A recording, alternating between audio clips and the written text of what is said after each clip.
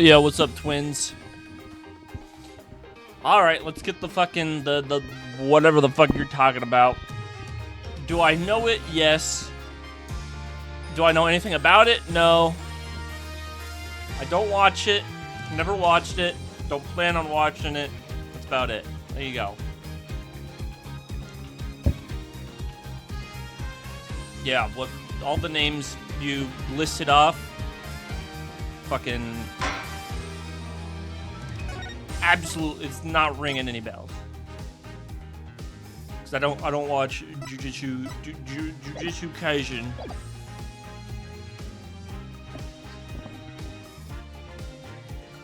Fuck you.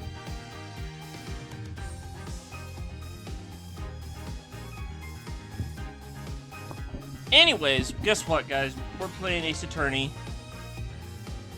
That's right. This is the final set. Besides the prosecutor stuff, we've done the original Phoenix Wright shit. We've done the two thingamarolls in ancient China or whatever. And now we're playing Apollo Justice, which is the final trilogy. So let's fucking go. Oh my gosh, this game is wild.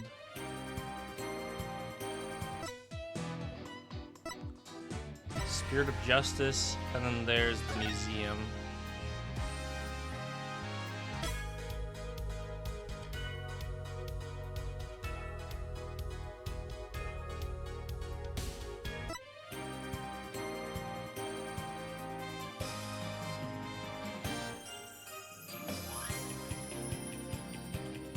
I forgot they start using anime things. All right, here we go, baby. I gotta get my fucking pipe out too, dude. My throat's gonna be hurting tonight. Motherfucker, this is the motherfucker that made Phoenix Wright's run come to a close. How ass he is. What are you talking about? Are you talking about Apollo Justice? You don't like Apollo? You don't like a poo-poo?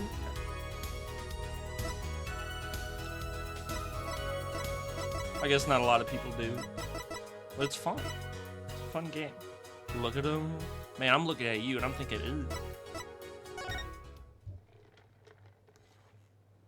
ooh. I mean, it's not like Wright doesn't come back. I mean, come on. He comes back in the next game. Turnabout Trump. Oh, shit. Donnie's in here. If my hair did that, I'd cry. You don't like his cowlick or whatever it is? Bruh.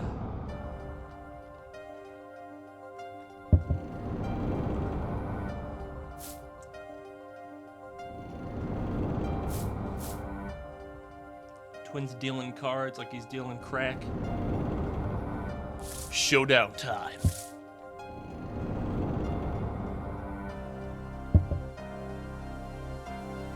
You lose.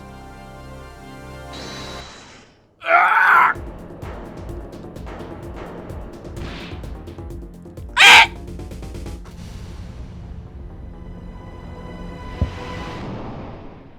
Why'd you kill him, Yugi? Why'd you do that?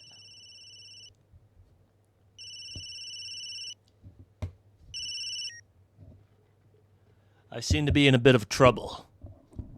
Something like that. Dead. Someone hit him. Hard. Me? Please. The cops should be here any minute.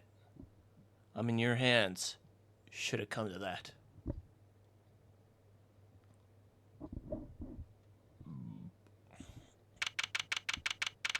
Oh, baby. Oh my gosh, they have the picture of the judge in the background and everything. Damn, they got that shit framed.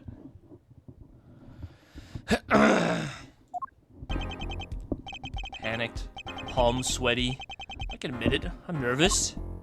Knees weak, arms spaghetti. Good morning.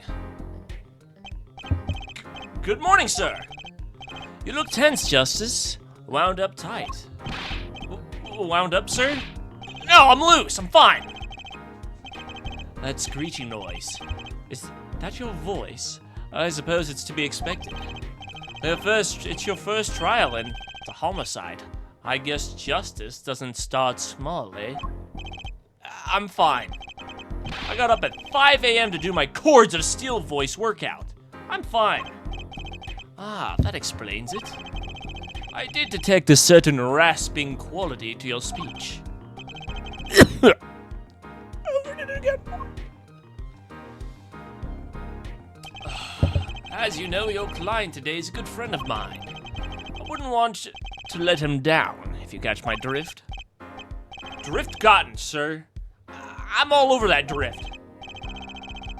As it happens, I dined with him the night of the murder. We can't let this case fall through. Yes. Yes! I'm fine, sir. One more thing.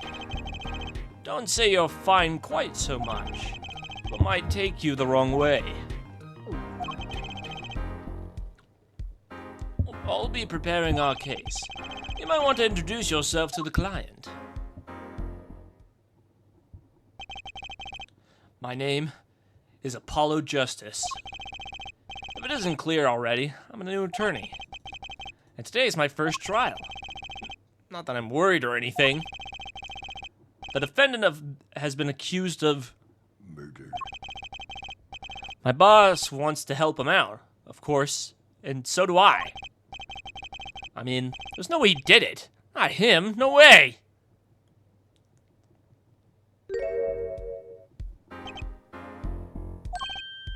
Whoa!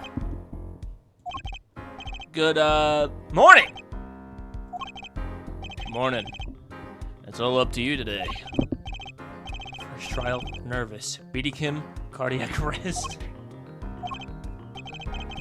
I'm supposed to say something. Help? So you're... Fine! I'm fine!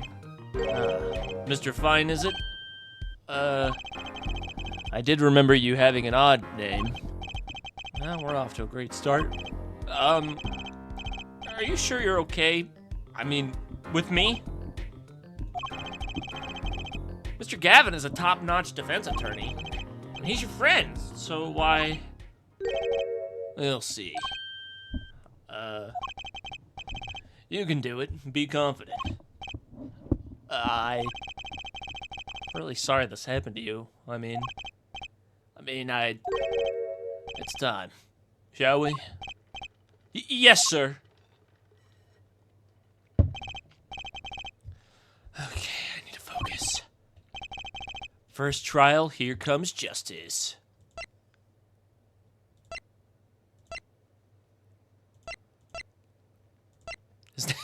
His name is Shady Smith. Oh my gosh. That's crazy.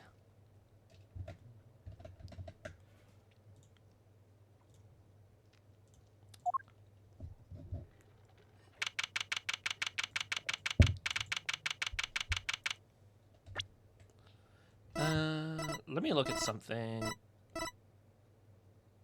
Turn on this during trial segments. After failing to present the correct evidence a few times, you can consult your partner. Oh!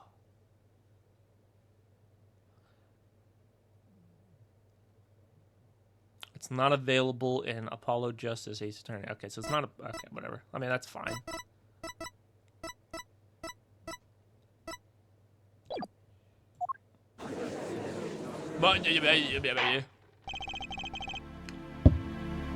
The court is... Should I do that voice? That's kind of like the older voice. Whatever. The court is now in session. The prosecution is ready, Your Honor. The defense is, fine. I mean, ready, Your Honor. Blank going blank. Don't panic. Too late. Your name was Mr. Justice, and this is your first trial? Yes, Your Honor, but I'm fine, really. Are you quite sure? Your voice sounds a little bit strained. Ahem. Mr. Gavin, Yes, Your Honor. I was under the impression that you would be heading up this case. That was my intention, yes. However, a defense attorney must always cede to his client's wishes. And my client specifically requested Mr. Justice. Well, of course he wants justice. But to entrust his case to this greenhorn? Why? I do not exaggerate when I say that you're the best defense attorney in town, Mr. Gavin. Okay, so Gavin's got trial experience, fine. But does he have cords of steel? Okay. Then let's begin. The defendant may enter the courtroom. I low-key love that one website that has all the GIFs of all these. So you can make your own video with it by changing the text boxes. Well, I mean, yeah, that's just how a majority of the fucking GIFs are made. Bruh.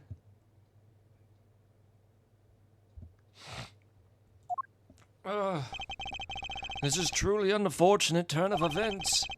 I'm sorry we had to meet again under these circumstances. Long time no see, Mr. Wright. Let's put the past behind us, shall we? These days, I'm merely Phoenix Wright, piano player. Mr. Wright, how could this have happened? That's crazy. I won't speak of it further, then.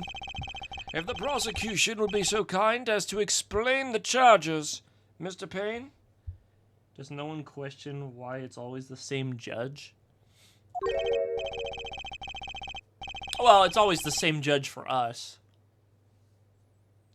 I know. I remember them having multiple judges. All right, just this one tends to do the cases for everything. It's funny. To think, I saw you enter this room as a fresh attorney, and now I see you leave in chains. Ah, Winston Payne. Subtle as always, I see. Ahem! The crime occurred to the Borsk Bowl Club, a Russian restaurant. The defendant, Phoenix Wright, took the victim, a customer, and hit him, wham! On the head, smack! Killed him cold. A customer at the restaurant, you say? And the defendant, you say he was? The pianist for the club, it seems. Phoenix Wright. A pianist? This is the weapon that took the victim's life. A bottle of grape juice. So new Euphoria season this Sunday. No judging me, by the way. Euphoria? The fuck is... I don't know what Euphoria is.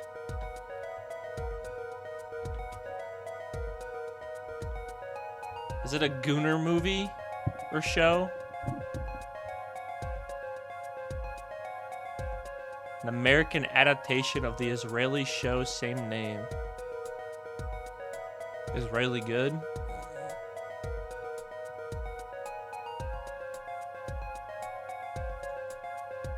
Crazy. Gang, that's wine. No, it's got grapes on it, which means it's grape juice. Man, why don't you mind your own damn business, Josh? I'll fuck you up.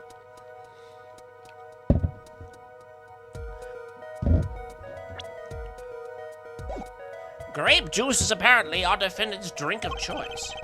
The court accepts the deadly bottle as evidence. Put that shit in there. Wine is made from grapes, right? But then it would have a picture of grapes then. It would have a picture of wine.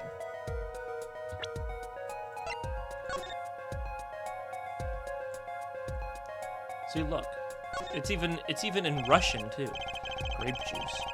How long has it been since I drank grape juice? Apparently it's Mr. Wright's favorite drink. I wonder how it goes with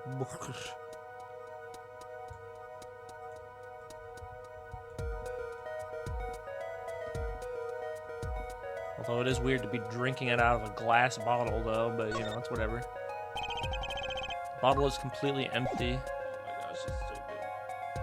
That's Hylian? Oh shit. Link. No. Okay, never mind. Stop talking shit before I get Reginald Castle in here. And Josh, if he made you, he wouldn't just make you do that. He'd fuck you with his lonely self.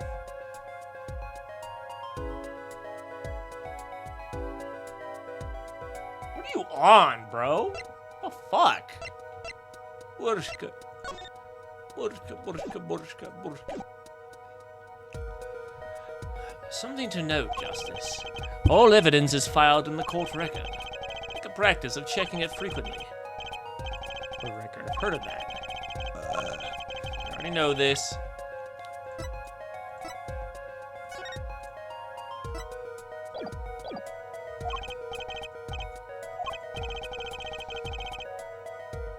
I'm off to Whataburger Twin. Oh man. Cringe. Alright, let's look at the evidence real quick. So we got the autopsy. Let's see. Victim's name, Shady Smith. Male, estimated time of death, April 17th, between 1:45 a.m. to 2:15 a.m. Cause of death, cerebral hemorrhaging resulting from blunt force trauma to the forehead.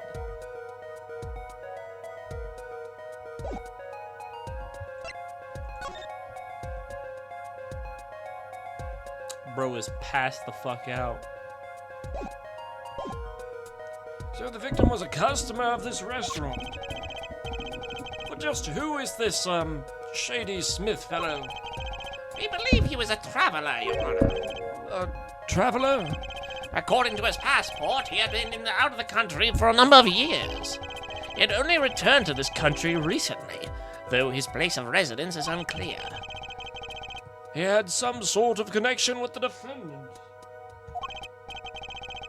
That too is unclear at present, Your Honor. We believe they first met at the Borsk Bowl Club on the night of the crime.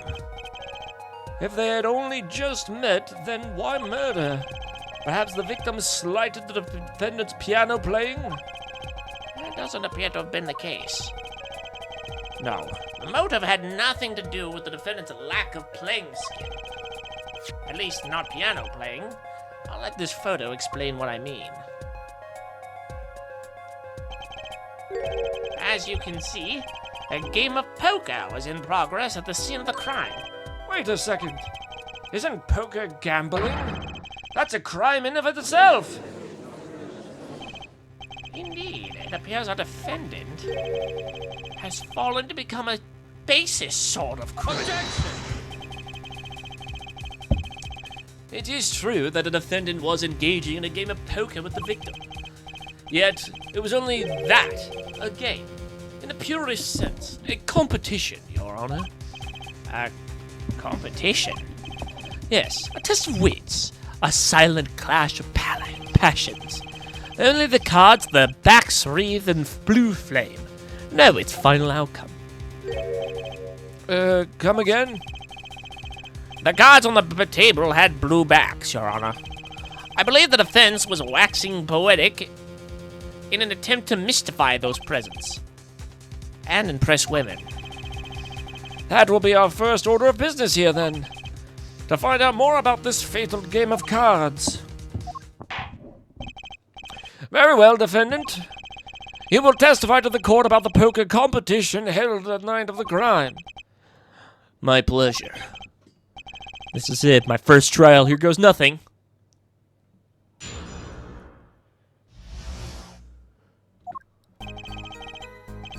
I am a pianist by trade, yet I can hardly play at all.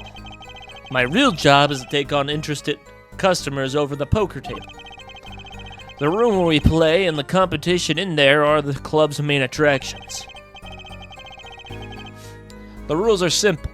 We play a game of poker using 2 decks of cards. That's all it is. That's all it is. A game. And our customers are happy. A pianist who can't play piano. Rather a defense attorney who can't defend. Very well. The defense may begin cross-examination. Right, Your Honor. My first cross-examination. Don't blow it. Are you alright? You're sweating bullets. Bullets? Where? It's a figure of speech, Justice. Your voice sounds strained and raspy, too. Your brain feels strained and raspy, sir. You've watched me perform cross-examinations many times. Though you've never done one yourself, have you? Care for a refresher? What do I do? Should I ask for Mr. Gavin a refresher? No. No need for help here, sir. I think I've got this one covered. I think you better do more than you think. You know it or you do not. Fine. The cords of steel are ready for battle. My weapon is press and present. Find any inconsistencies, any lies in the testimony, and reveal them to the court. That is cross-examination. Learn it, know it, do it. Inconsistencies? Lies? Phoenix Wright? As if. Phoenix Wright would never lie, and it's up to me to prove it. The defense may begin the cross-examination.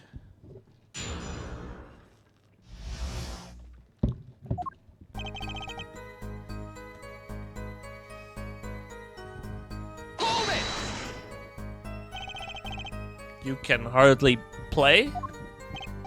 Oh, I play sometimes, when the customers demand it. So I play them one song. That's usually all they want. Is that supposed to be a boast just now? The title of pianist is a mask, a respectable face I wear for the world at large. And why are you really at Borsk Pole Club?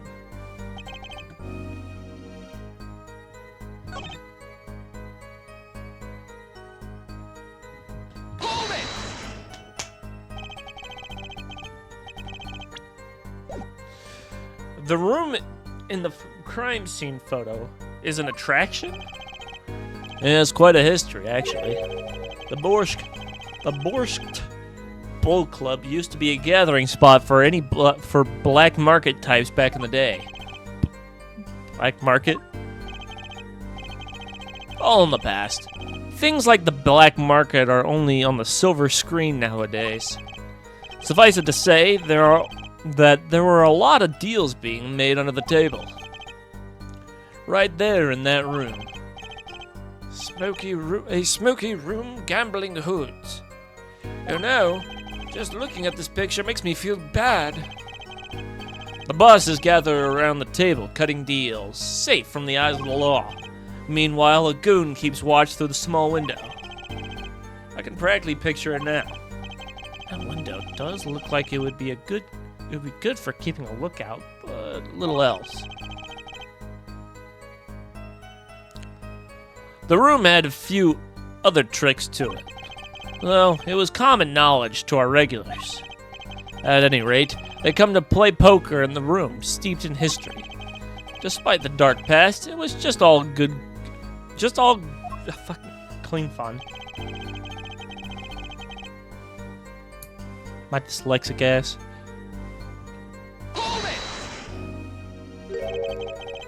Two decks of cards? A simple measure to prevent cheating. If you alternate two decks, no one can slip in cards. There's something else I noticed. In addition to the cards on the table, there are some lying scattered on the floor.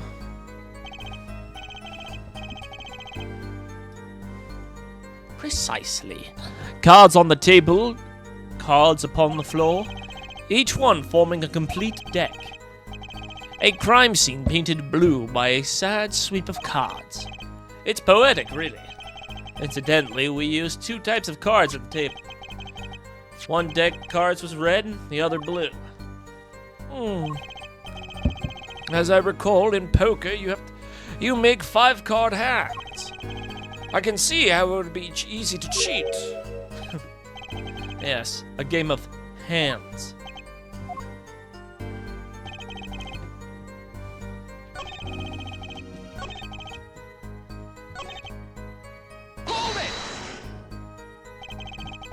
They pay you just to play poker?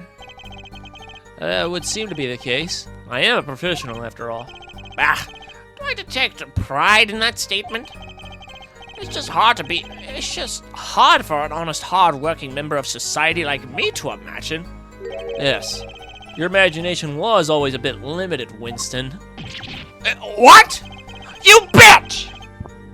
You're an asshole! I played poker for 7 years in that little room. And I've never lost once. You see why customers come now? Defeat the undefeated poker champion. It's quite a draw. That is, I'm quite a draw. Wait, you've never lost once? Not even one time? As I said, I'm a professional. He's played poker for 7 years and not lost once? Is that even possible? This competition you're talking about, I believe the court understands the nature of the game sufficiently. That's right! If it was a simple game after all. Are you sure? People are not murdered over simple games, Mr. Justice. Defendant, you were in the room at the moment that the crime occurred. Yet you claim no connection to the crime. Now that's strange. What's strange? I was testifying about the competition that night. Asking me about the crime at this point is against the rules, Your Honor. Of course, I expected to hear a cry of objection from the defense. Ah! I completely let that slip by. Don't despair yet, Justice. Sir? Right. There's something I'd like to make clear. Namely, your connection to the case at hand. I'd like to hear from you. Sure, why not? Very well. The defendant will amend his testimony. Just one little press, and I've got myself a whole new testimony.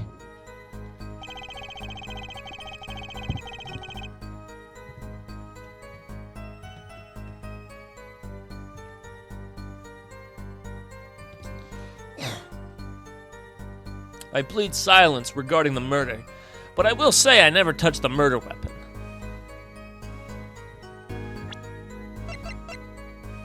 Objection! Let's go, I got an achievement.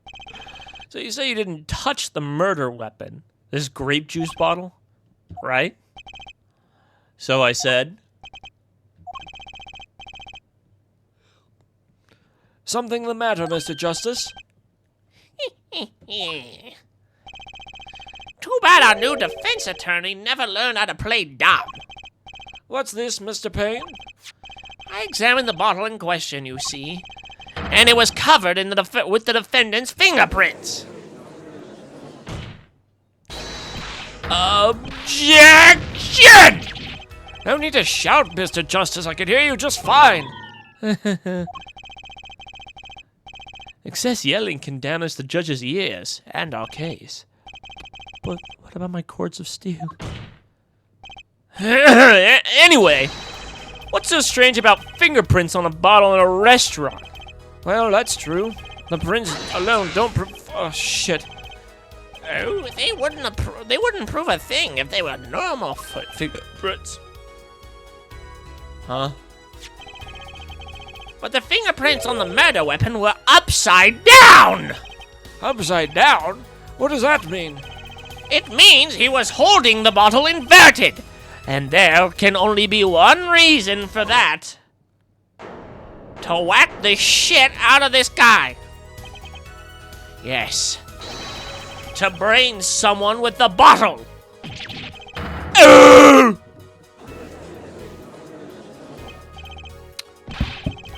Mr. Gavin, I think things just took a turn for the worse. Oh? I say no problem, Justice. Huh? The only thing that matters is the truth. There's a good reason for everything. You'll see. Defendant, can you explain your fingerprints on this bottle to the court? I stand by my plea of silence regarding the murder. For now. Not very cooperative, are you? This could hurt your case. I'm sure he's uncooperative because he's hiding something. There must be some reason. Objection! Your Honor, You seem to have forgotten something. And what might that be, Mr. Gavin? Oh my gosh, why am I so tired? Ugh. Alright, we're good. On the night of the crime, who was it who reported the murder to the police? Reported? Well, that was the defendant, Mr. Wright. But still, that... Really? Yes. Well, according to the case file, the murder was reported from the near scene by a call from the defendant's cell phone. Near the scene? Let's take a look at a diagram of the murder scene, shall we? The victim was murdered in a small room in a basement 2 floors down the ground level. From ground level. Of course, cell phones can't get reception so far down. The defendant used the upstairs in this hallway to go above ground. A call came from the first floor of the restaurant. I see, and this is the phone that made the call? The defendant could have just fled the scene of the crime if he so chose. Yet he fulfilled his duty as a citizen and reported it to the authorities. And you claim he's being uncooperative. Nice save, Mr. Gavin. Better not waste this. I think the prosecution has toyed with our client enough for the time being. Toyed? I assure you, no one is more serious about... What was it that you said? The defendant was in the room the very moment the crime occurred? How can you possibly know this? That's a good question. How indeed? The answer is simple, Your Honor. The prosecution has a decisive witness. You're as good as they say you are. So someone else was in the room the night of the crime. That must mean they witnessed the crime. Everything up till now has been a warm-up, Justice. Are you ready? Very well. The prosecution may call its first witness to the stand. Oh. That's the cute little Russian girl. Let's go. Hold on. Let's look at the. Let's look at the. Look at the cell phone.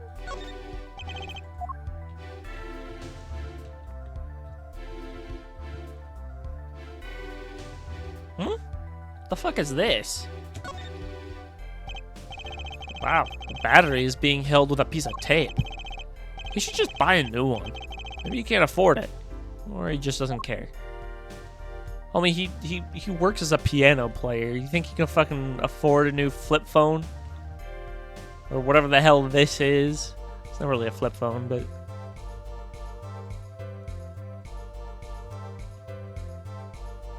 Oh, you fucking poor!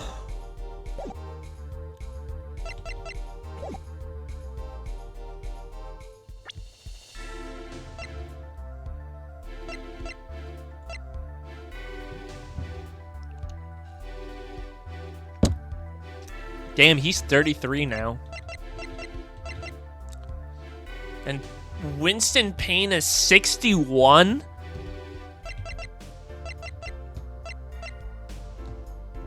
They let fucking grandpa out of his fucking nursing home? Jeez Louise.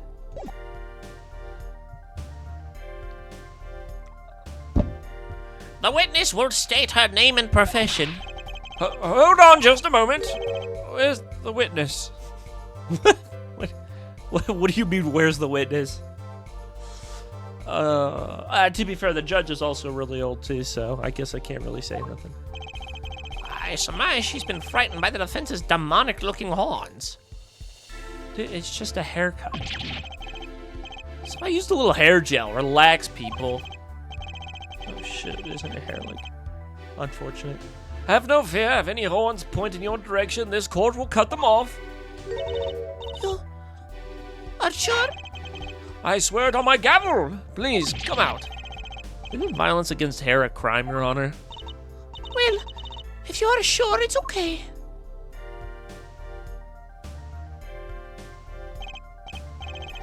Ahem. Now the... Ow! Oh, wait a minute. Would the prosecution care to explain the witness's, paraphernalia? Yes. She is a professional, Your Honor. Those are merely the tools of her trade. And that would be... My name is Olga Orly. I am employed as waitress in Bursk Bull Club Restaurant. Then why the camera? Of course, it is my pride to serve Borscht, that is naming restaurant. But I also perform, how is it said, other service? I take it one of these other services is taking the customers' pictures. Like, for example, this one. That's the defendant. Indeed. On the night of the murder, man, Wait, was it her that was saying that? Did she cut him off? Okay, she did cut. man in white hat is one who gone kaput. Indeed. That is the victim. Order! Order! This is quite a piece of evidence to casually drop into our laps. It is same way as I drop good bulls of Borscht. How do you say that? How do you say that?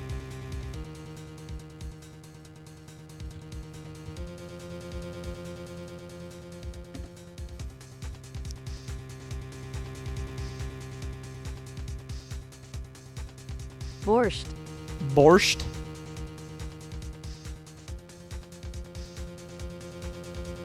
You stupid borscht. Okay. Just checking everything. We're good. It is the same way as I drop good bulls of Borscht on lips of customers. Casually. Then the court will casually accept this new evidence. Now, witness, where were you at the time of the murder?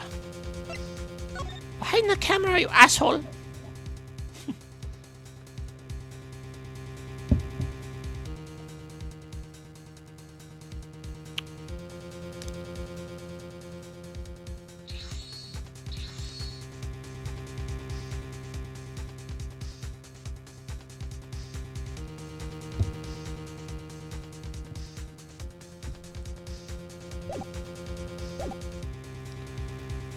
Okay. I was in Rome. The hideout, we call it. Excuse me? The hideout? It is Rome, a famous gangster bad Guy was arrested.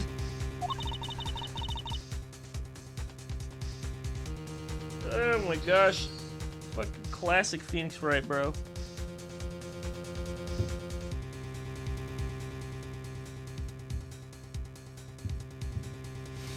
It is place where Rome murder take place. What? You look of utter surprise. It is lovely. I will post my courtroom door later for you. Da. Photos will be numbered, and you will write which ones you want copy of. So there were 3 people in the room at the time of the crime. The victim, Shady Smith, Mr. Wright, and Olga Orly, our witness. And if Mr. Wright isn't the killer, that means... Very well, witness, you will testify to the court about that night of the event.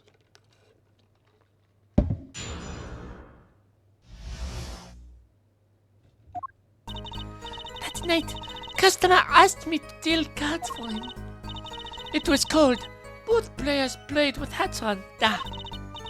The victim, he plays all time with hand on locket at his neck. He's a locket? Oh, yeah, he does.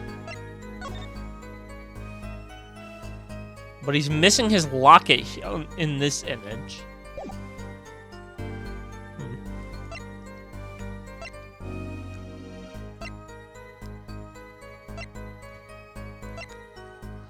How come... Wait, hold on.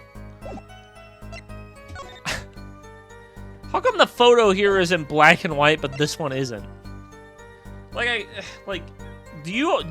does the police not have the ability to make crime photos in like with color in it? Good lord. I want to see the blood stains. I want to see the blood stains.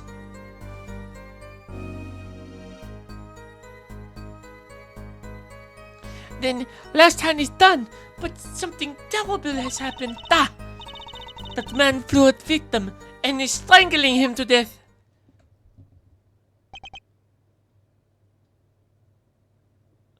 That's not how he died. Incidentally, who won the game? Isn't it obvious the winner was the victim, Mr. Smith? That's ridiculous. Because Mr. Wright can't lose. Justice, maybe you can come up with a more legitimate objection, but he hadn't lost in 7 years. Take it from me, kid, it happens. I didn't lose a case my first 7 years as prosecutor either. Incidentally, I have some evidence here.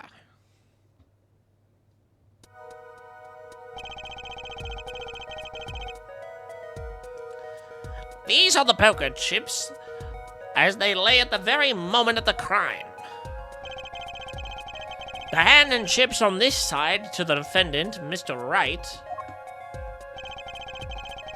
Those on the far side belong to the victim, Mr. Shady.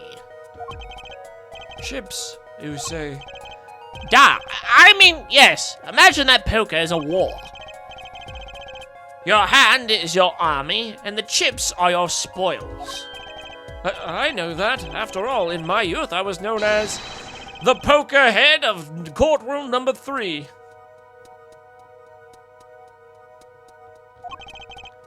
I think he means poker face. Oh, okay.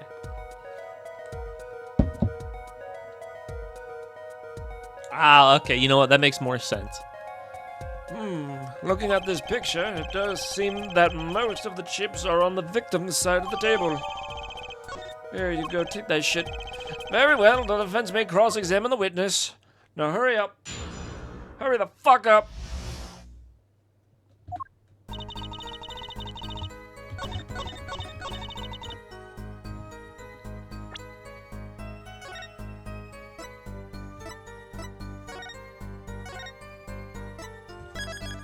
We gotta save our game! Turnabout up!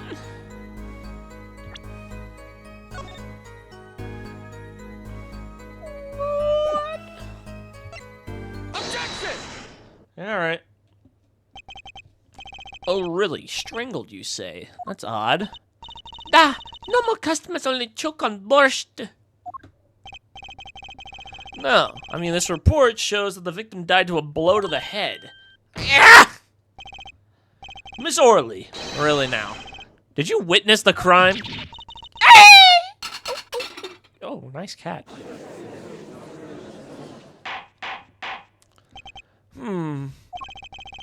Looking at the picture, it doesn't seem like he was hit.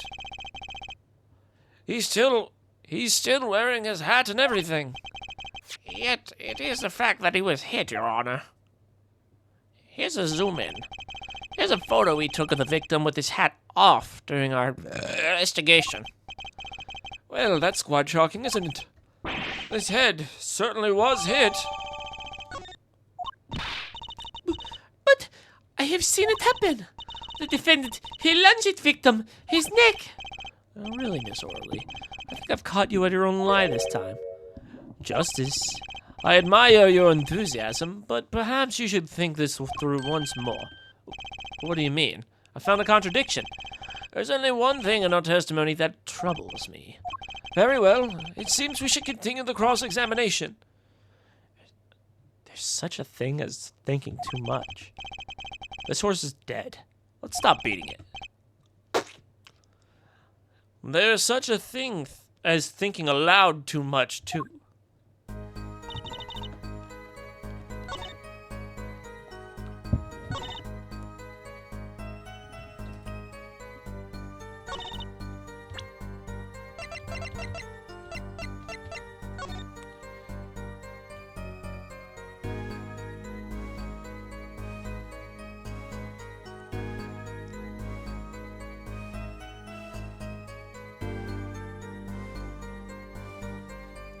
Let's see. So, what is this? Two aces and 3 sevens. So what? Would the biggest number be 3 of a kind? And then the other one is three kings and 2 aces.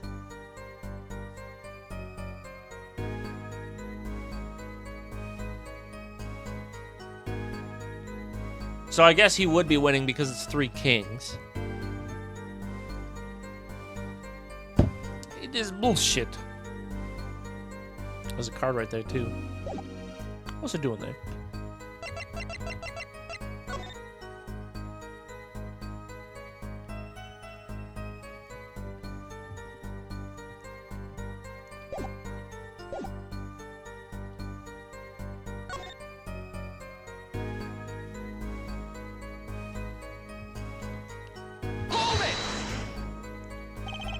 His locket?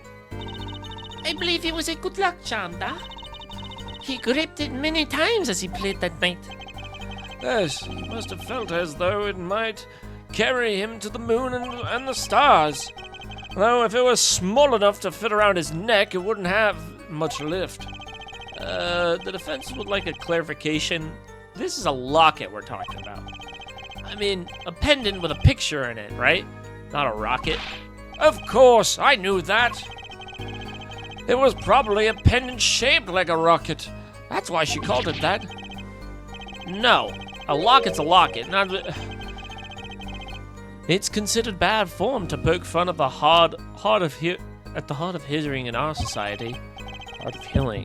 Heart of hearing or heart of understanding? Oh, what happened next?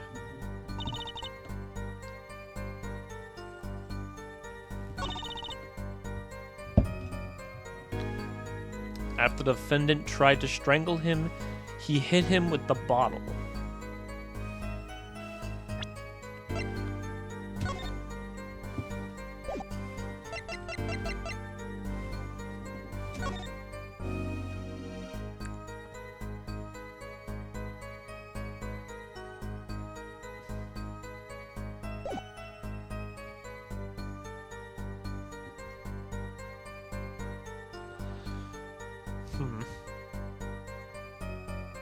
I don't know if there would be any like marks or some shit.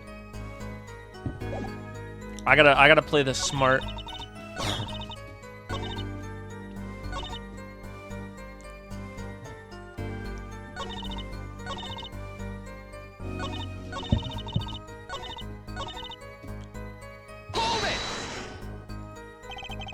You were dealing cards. Do you do this often?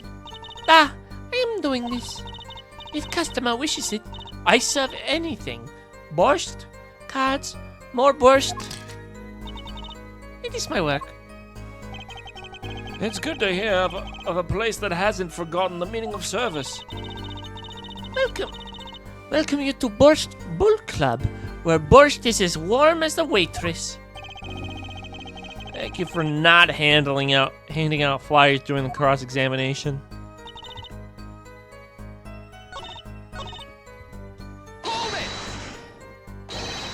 Something terrible!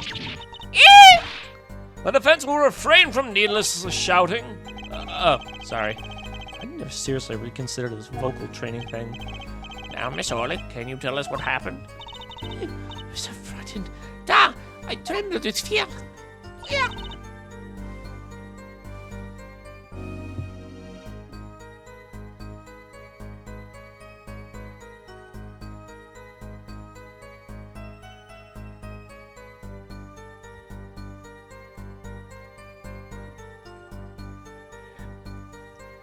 Chat! Oh my gosh, I'm so fucking tired. Dude, this shit's making me cringe. I'm trying to pay attention here, guys. Come on. Okay, let's think with our thinking caps, all right? So let's see. It was cold. I guess we'll press this. I probably need to look at the last one. It's already April. How could it be cold? At Borscht Bull Club, we have prided on authentic Russian restaurant theme. Outside, it is the city in spring, but inside, it is always as cold as Mother Russia. No way am I ever going there. When it comes to a hot borscht, cold is best seasoning, da.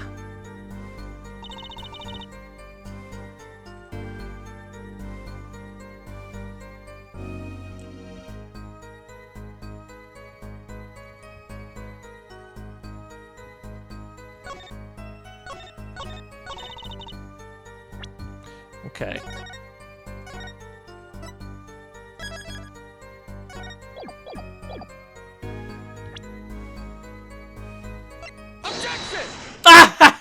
Fuck you.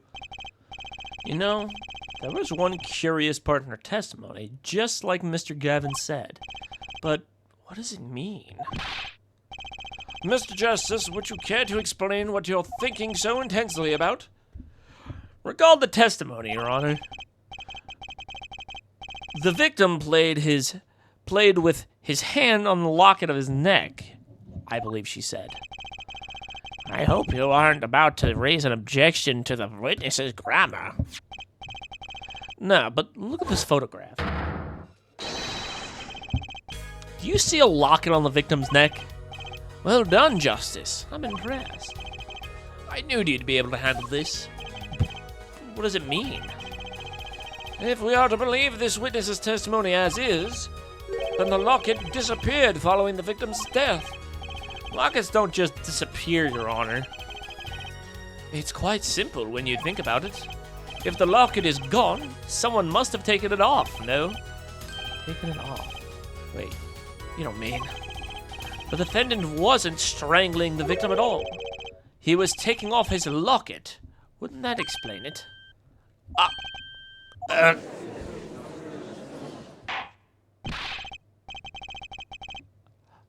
Defendant, what do you have to say about this? Say, Yes? I just noticed this, but you have something hanging around your neck, don't you? Oh. You mean this? Yes, it's a locket with a photograph inside. A photo of my daughter? He has a daughter? Oh, yes! I completely forgot about her. Holy shit. I can't remember what her name is, but I'm pretty sure she's like a girl. I don't know. I don't remember anything about her other than she might be a magician, but whatever. Come again? Mr. Wright, you have a daughter? We confirmed it at the time of the arrest. The picture in the locket is indeed Mr. Wright's daughter. So Mr. Wright has a locket too? Why don't I buy this? It's just a coincidence. Well now, if the results of this poker game led to the murder, perhaps we should hear a bit more about the outcome of the game. Further testimony won't really be necessary. It's clear the defendant lost badly. Miss Orley, you will testify to the court about the game played between the victim and the defendant. Da! Why are you stuttering there, huh?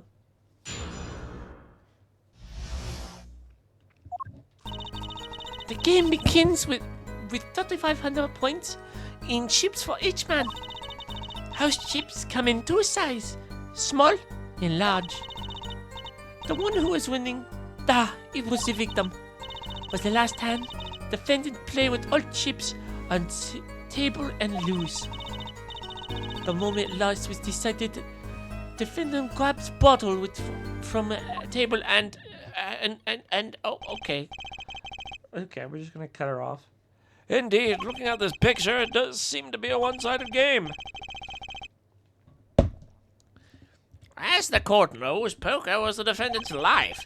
Failure must have been a bitter pill to swallow. Ah, how many times have I heard these words?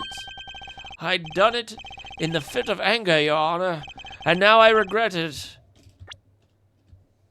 Regret what I'd done. A common tale, but true. He thinks the judge watches too many old court movies. Mr. Wright says he hasn't lost in 7 years, so this testimony must be wrong.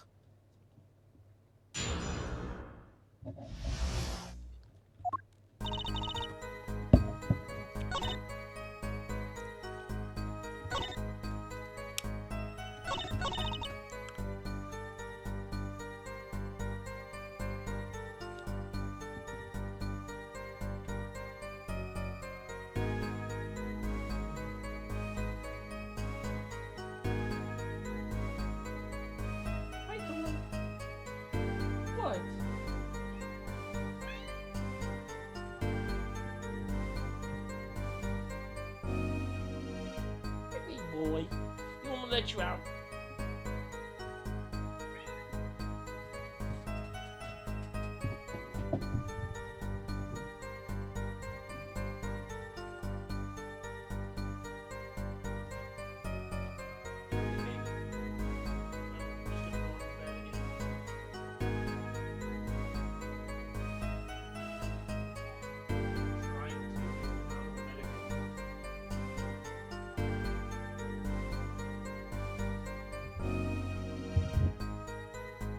Oy vey.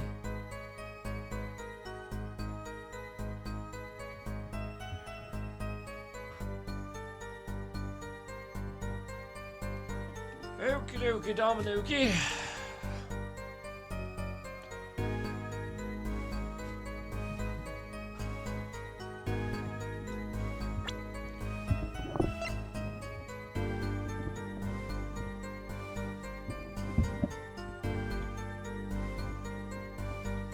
Will you squeeze there?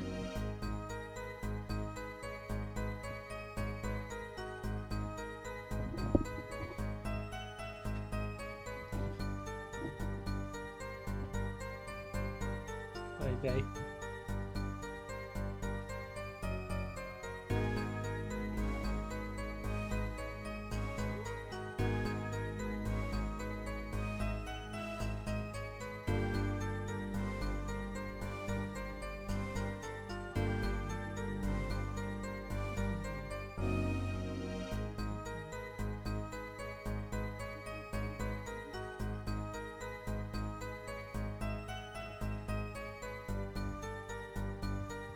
There you go. I made it bigger. I can leave. So we can get out of here.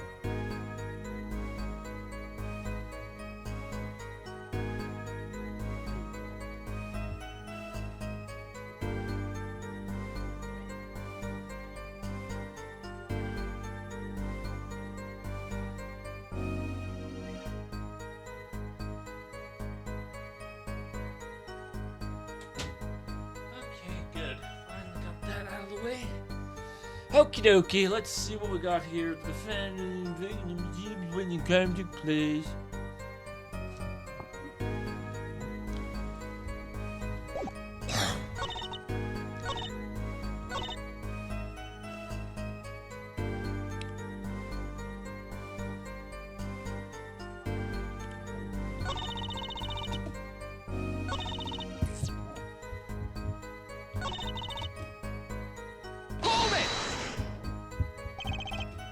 Are those the usual starting points? Were any special rules used?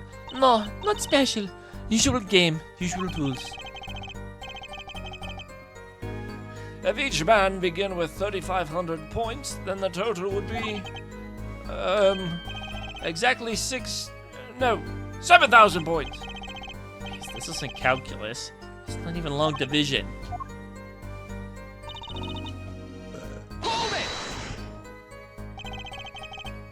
Are the chips in this photo all the chips that were used? Ah! Ah! Of course. Things fishy with these chips. Should I press harder? Maybe you should explain a bit about these chips. Explain? What is there to be explained? Poker chips are poker chips. They're not fish and chips. Oh, shit. Not a chip off the old block, and not a chip off the old block, not a motorcycle cop, not a... Thanks. Now that I pressed her, I better ask something. What are these chips worth? Are they in dollars, rubles even? Yet, as I was saying from before, this is a game, not gambling. Perhaps hard, perhaps for capitalists to understand. Two types of chip. 100 points chip and 1,000 point chip. It is not money, da. Justice. Sir? Don't you find her comment interesting? In more ways than one, sir. I'd have it added to a testimony myself. Well, does the defense want that? Yes, add the testimony. Yes, I do think this deserves further scrutiny. Add it to the testimony. I wish I knew where I was going with this. Very well, witness, if you would be so kind. Da! Aye, Your Honor.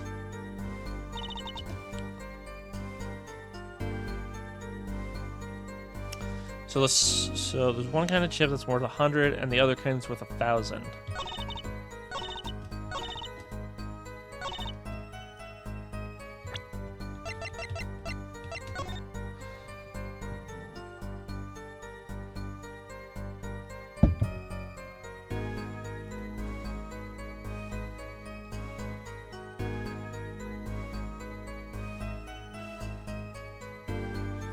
So, which one is worth more, the red or the gray one?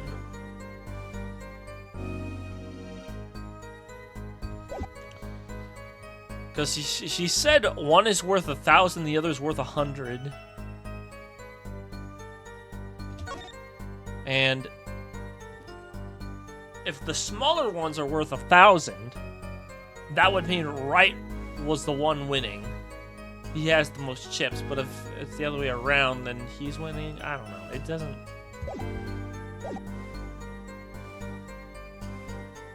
Let's test this out. Objection! Alright, cool.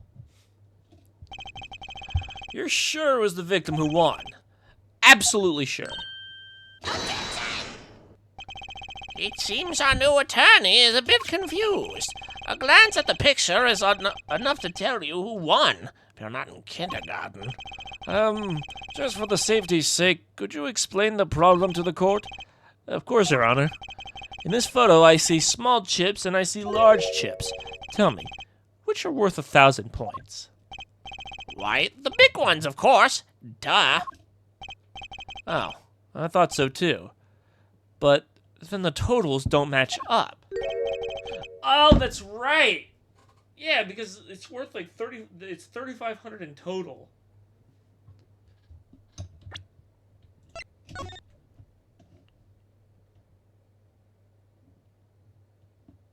So that'd be 1, 2, 3, 4, 5, 6, 7, 8, 9, 10. So that'd be 10,000 instead of 3,500. Or is it 35,000? What am I? What? Am I dumb?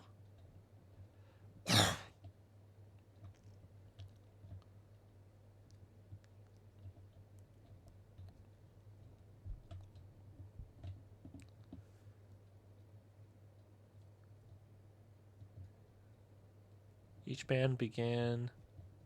Okay, I see.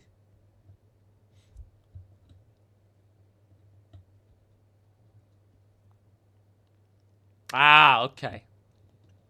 No, it would be. It would. Yeah, no. That is correct. That is correct. Okay. I'm glad I relooked at that because it would be out of whack, wouldn't it? 1, 2, 3, 4, 5, 6. So that's 6,000, and then 1, 2, 3, 4, 5, 6, 7, 8, 9, 10. So yeah, no, that makes 7,000. That makes 7,000 total. So that would mean that if this was the defendant's, he's technically winning because he has more chips. The totals? Let's review what the witness told us. Each man started with 3,500 points in chips, and the combined total value of the chips was 7,000 points. Yes, if my calculations are correct, let's see. 3 plus 1, carry the 5. They are, Your Honor. Now, look at this photo that allegedly shows all the chips. If the big chips are worth 1,000 points and the small chips are worth 100, and you just add them up, How much is it? do it yourself. You aren't in kindergarten, are you? Nobody is 61. Maybe he doesn't math. 10,600 points. The chips don't add up. This clearly contradicts the witness's testimony. But why? How could this be? Exactly, Justice. Now that you know the what, you must determine the why. Right. There's only one possible way to explain this contradiction.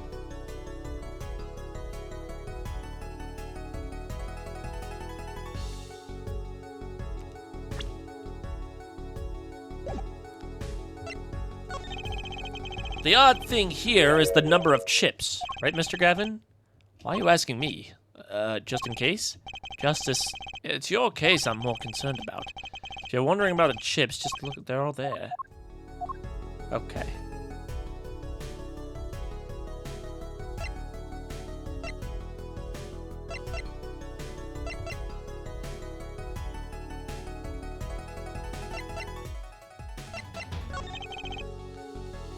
This calculation makes the answer clear.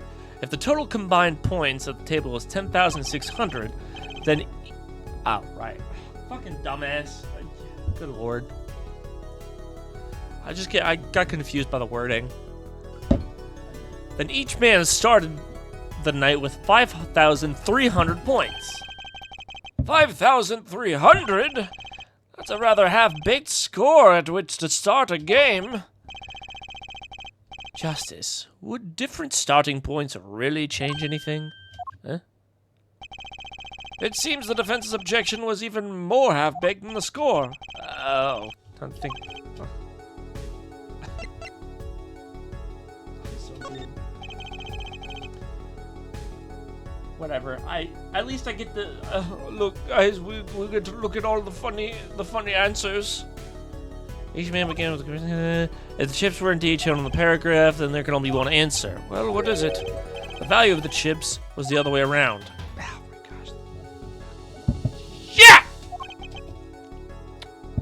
Want to know what I think? The small chips were worth 1,000, not the big ones. Madness! Utter madness! Show me that paragraph of the chips again. There are 6 small chips and 10 large chips. Why, that does make 7,000 when you add them up.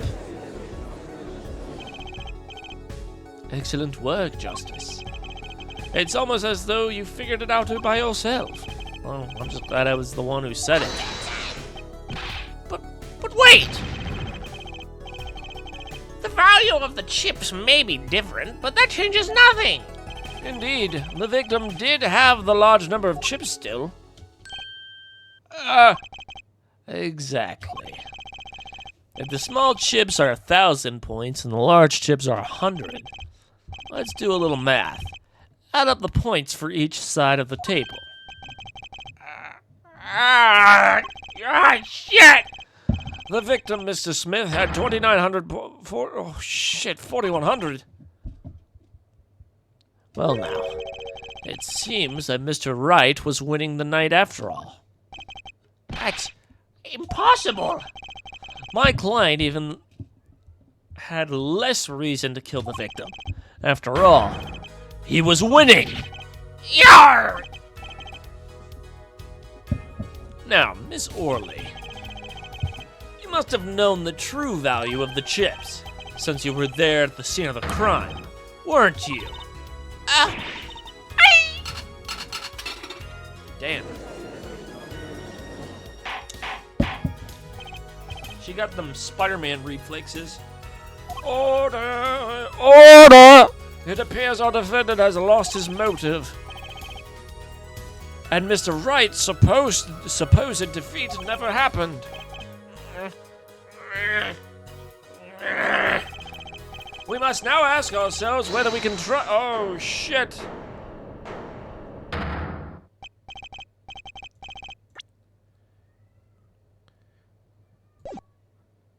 Excuse me, what is it, Miss Orley? I don't want to be saying anything, but actually, you see what, Miss Orley? What do we see? The last hand, there was a cheat. A cheat? You don't mean a trick? He bamboozled everyone? Wait, or do you mean a scam? They're all the same thing. Yes, there was a cheat in the last hand. That is why game ends here. Ends with chips as they are. Great, just great. First we have lying, now cheating. Well, this case certainly has taken a turn. For the interesting. Witness, you will please testify to the court. Tell us about this cheating in the final hand.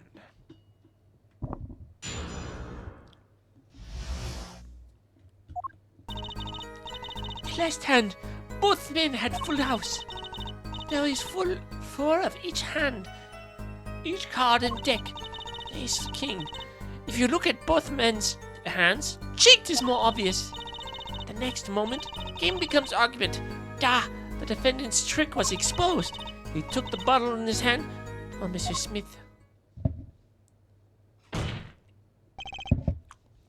Miss Orley, why did you not tell the court about this from the very beginning?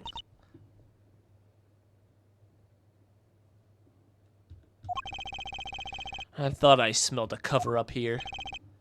Well, folks, it's time to throw back the covers. A full house is a very high-scoring hand. Not easy to make in my experience.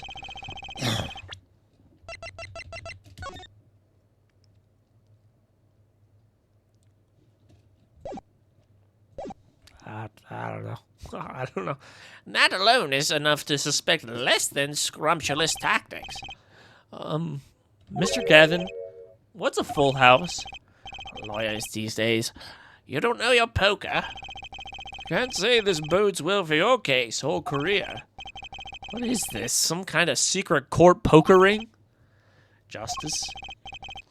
You know the terms 1 pair, 2 pair, and 3 of a kind, yes? Yeah, no problem. 2 cards of the same number makes a pair, and 3 makes 3 of a kind. Good. Now picture a hand with 1 pair and 1 3 of a kind. That's a full house. That doesn't sound very easy to make, does it?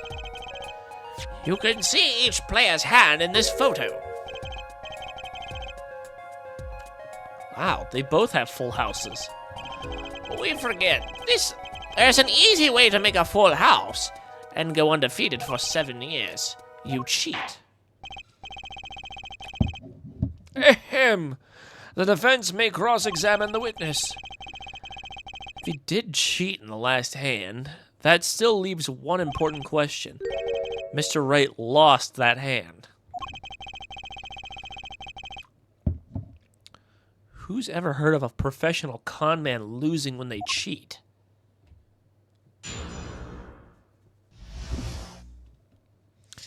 Love that chicken from Popeyes.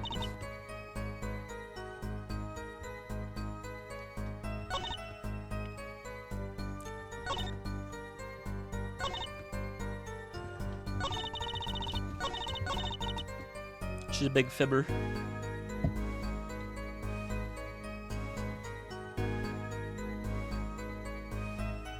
What are you looking at?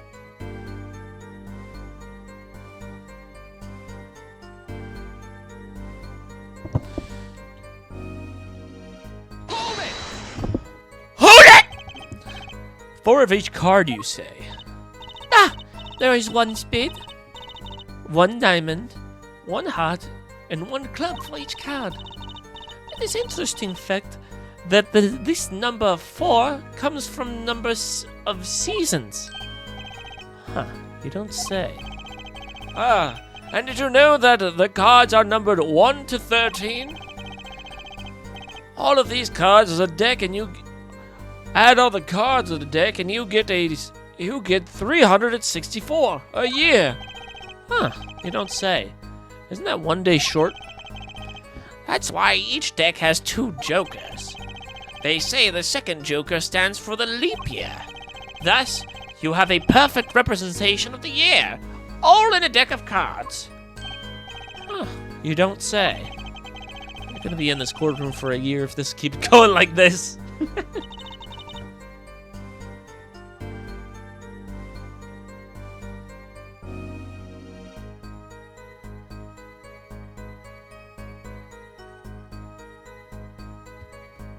My cat's giving me the demon stare. I'm gonna have to eat him. I'm gonna eat you.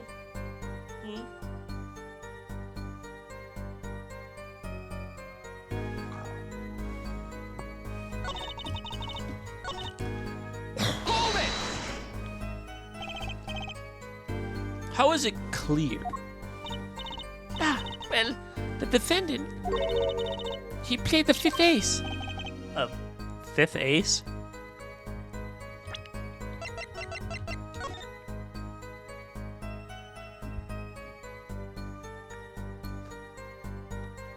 I see only 4 aces. I still remember both hands very well. Mr. Smith's hand had 3 aces. And Mr. Wright's 2. What?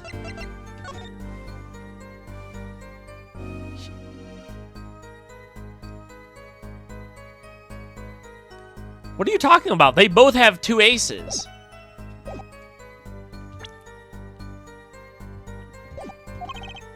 Obviously, cheating was afoot. Or perhaps I should say, a hand.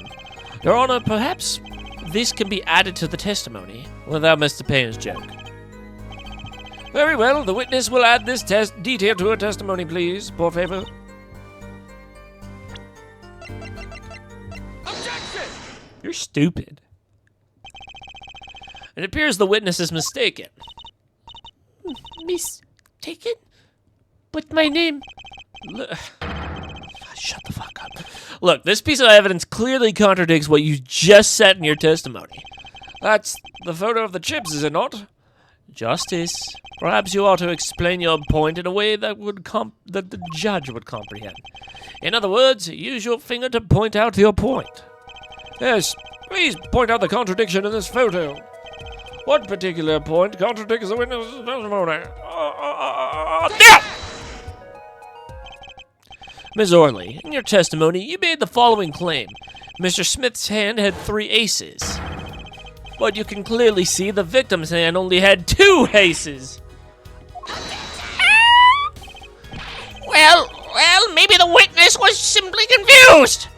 Perhaps it was their defendant's hand that had the 3rd ace in question. Take another look at the evidence. As you can see, the defendant had 2 aces in his hand. Where's this 5th ace?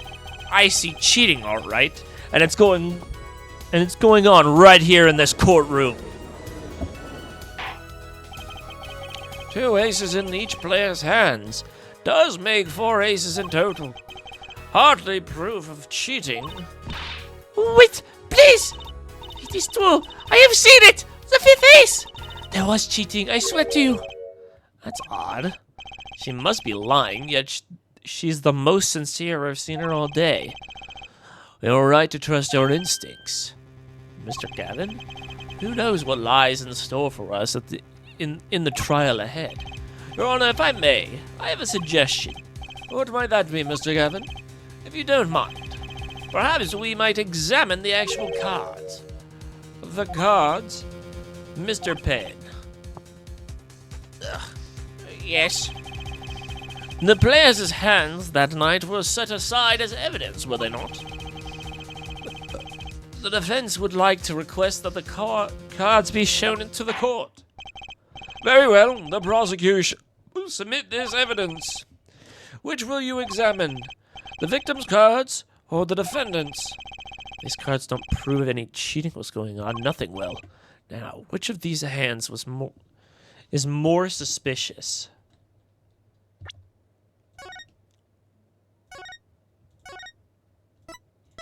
I might go heat me up some Hot Pockets here in a little bit because A, I'm fat, and B, I need something. I need something to snack on while I fucking do this shit. Good lord.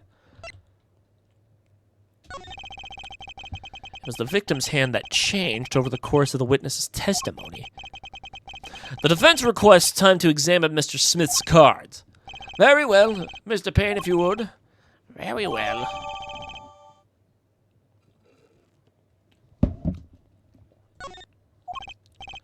Well, time's a-wasting. Get to it, Justice. Shit.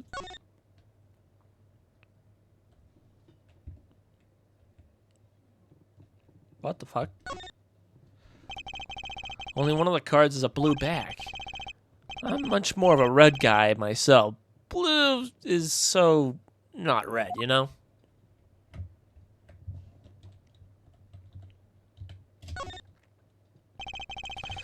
cards on the back are red. For some reason, I thought they were using blue bat cards in the final hand. Big back, big back. Yes, sir. Okay. When examining evidence, be sure to use the fucking arrow keys.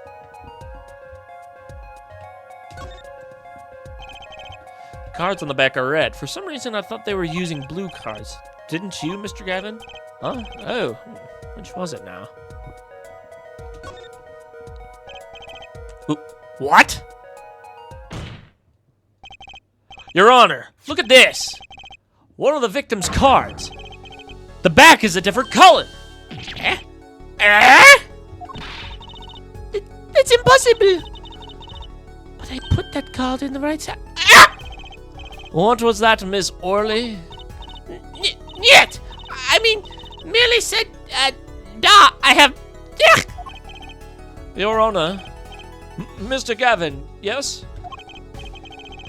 Tell me, what is the easiest way to cheat at poker? To cheat? I'll tell you. One merely needs a friend, a comrade, shall we say. The dealer. Ah!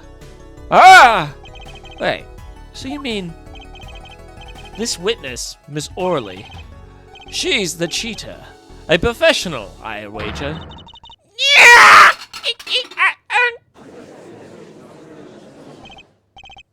Order! Order!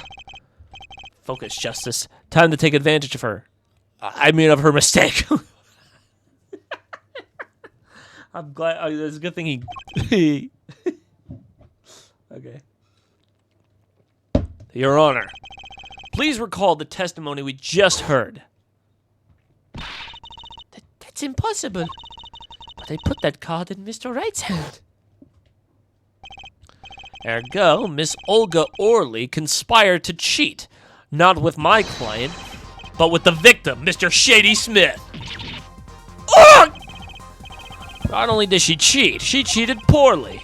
Therefore, it's not hard to imagine an altercation between her and the victim. What? Wait, you don't mean... The defense isn't accusing the witness, Miss Olga Orley, are you? Time for justice. There were 3 people in the room at the time of the incident. And if Mr. Wright isn't guilty, that means I am. The defense accuses the witness, Miss Olga Orley, of murder.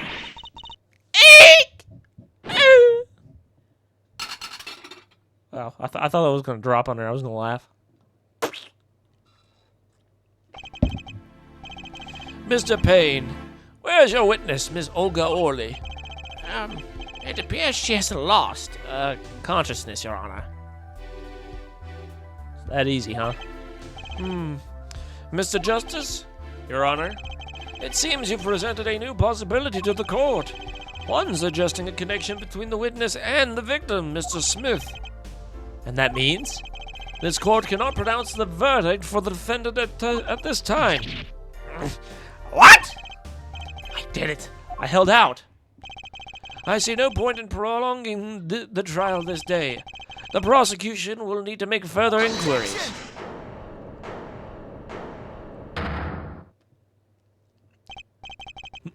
Mr. Wright? You can't end the trial here, Your Honor. Not yet. What nonsense is the defendant spewing now? Think. One of the cards had a different colored back. Don't you wonder what it means? What are you doing, Mr. Wright? Raising an objection when you're about to get off is off the hook. Ridiculous. Mr. Payne, you of all people should know Mr. Wright has a talent for the ridiculous. Perhaps we should get to the bottom of things. Let's clear up the facts about the game that fateful night. As was said before, we alternated between 2 decks of cards that night. That was said before. The 2 decks at the club have different colored backs, blue and red. 1 color per deck. Why use different colored backs? Man, fuck you. If we use the same color, the two decks might get mixed. You used different colors and they still got mixed up. We used the red deck for the last game. I see, but that's odd. For some reason, I have this impression that you were using blue cards. Yeah, me too. I'm sure someone said something about blue cards. Whatever. In the end, one card of the wrong color got into the mix, which means there was cheating. Yes, a card slipped into the deck would seem to indicate cheating. Yet, this card raises two serious questions. Apollo? Yes? Let's consider the first question, shall we? Think. In the last game, when was the card swapped? Ace Attorney, more like bogus attorney? Man. Shut up! I earned this badge! You see this? This is an attorney's badge. I even got like a little number on there too. I'm the ace attorney, not you. Fuck you. When? There are three broad probabilities. It could have been swapped before the murder, during the murder, or after the murder. Well, yeah, thanks for new bulletins, Mr. Wright. Of course it was swapped. Oh? It might be as simple as you think, Mr. Payne. Or it might not be. I'd like to hear what Apollo thinks first. When do you think the cards were swapped? When the cards were swapped to the deck?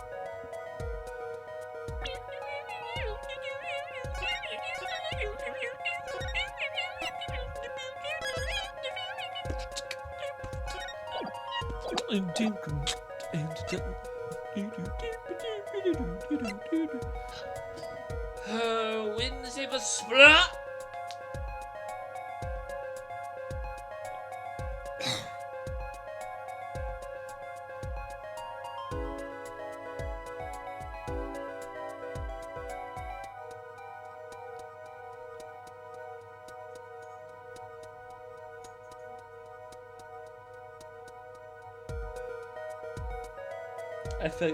I bet you failed your first case.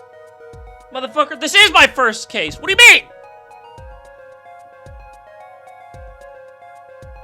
This is literally my first case. Let me think. I don't know if it could be after it. It wouldn't really make...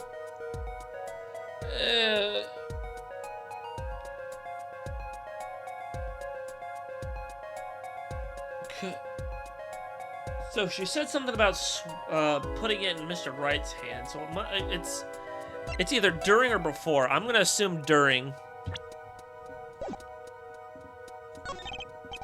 Well, it must have happened before the murder. You mean during the game? I wonder. Huh? Why? Think. When you're playing poker, which side of the cards face your opponent? Ah! The back. Not something poker head of the courtroom number 3 would be likely to miss. Okay, that makes sense.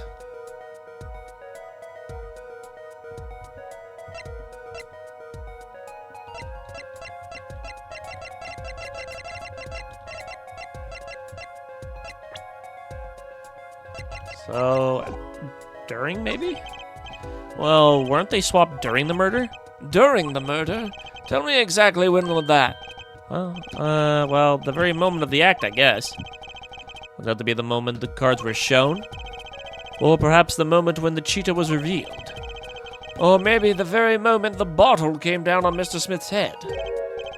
Can I have a moment? That moment could cost you this case. I love using all three, alright? I did this on purpose. I swear, I do it on purpose. Perhaps it happened after the murder? Man, that's literally what I said that was like the least likely, and then all of a sudden now it is that. Not very good at this, am I? What's that? Ridiculous. What's the point of cheating after the hands have been shown? That's silly. Yes, but tell me, how do you swap cards during the game? I'll take silly over impossible. Take it from me, son. There's a lot of silly in this world, but very little impossible. Oh?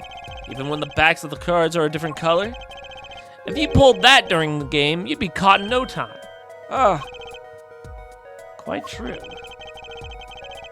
That would mean the blue card in question was swapped after the hands were shown, after the murder. Okay, this is going past silly and straight on to crazy. I ask again, what's the point of cheating after the game's over? Who would do that? Oh, indeed. That's one of the mysteries before us. There's another. Yes, a simple yet divisive question must be asked. Who swapped the red card for a blue card? Who? The game and murder is done. The victim is dead. Only 2 remained in the room, alive that is. The defendant, Phoenix Wright, and our witness, Olga Orley.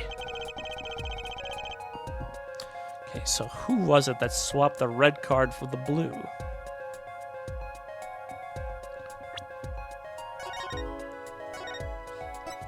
I would assume it'd be Olga since she is the cheater.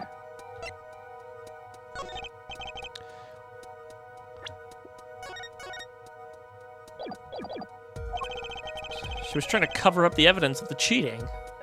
No, that doesn't make any sense.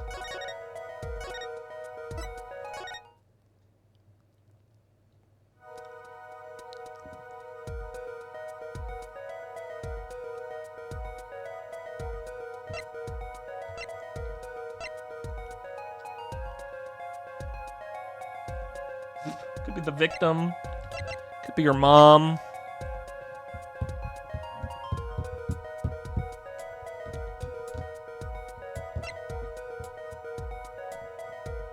Man, it's so fucking hard to think when my brain is like halfway to heaven right now. Good lord.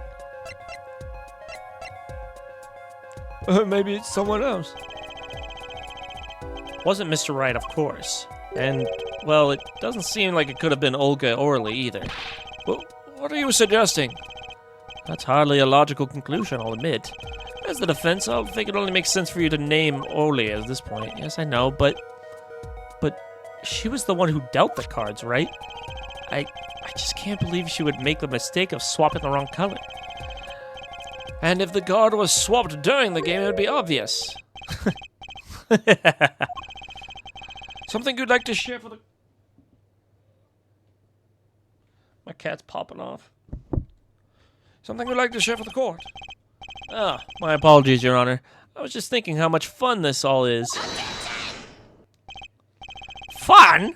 How about confusing? I have no idea what the defense is claiming, Your Honor. If the one who swapped the card wasn't the defendant, and it wasn't Miss Orley, then who was it? Yeah. Well, that is the question, isn't it? Precisely. Huh? I believe we're about to see this case take a new direction. A new direction? We'll find that, indeed, after the murder, someone swapped one of the cards in the victim's hands. And that someone made 2 critical mistakes. I'm sure you're going to tell us that the first was swapping the wrong color card. Hurry up and throw that motherfucker to jail. Bro, I'm trying to save him. He's my boy. He's my son. That's my boy. Because the one who did the swap didn't know 2 colors of cards were being used. The other mistake was the number on the card. Right. The person replaced the 5th ace with a king. I'm sure whoever swapped it wasn't expecting there to be a 5th ace after all. All they knew was that the game had been won with a full house. So they picked up a king from the table and swapped it in. But there's one problem. According to our case record, this person doesn't exist. True, not until now, but you have to admit the possibility of a 4th person. Though it's more than a possibility. there was someone else there that night at the scene of the crime. What? I believe the judge spoke truthfully earlier. You do make trials ridiculous, Mr. Wright.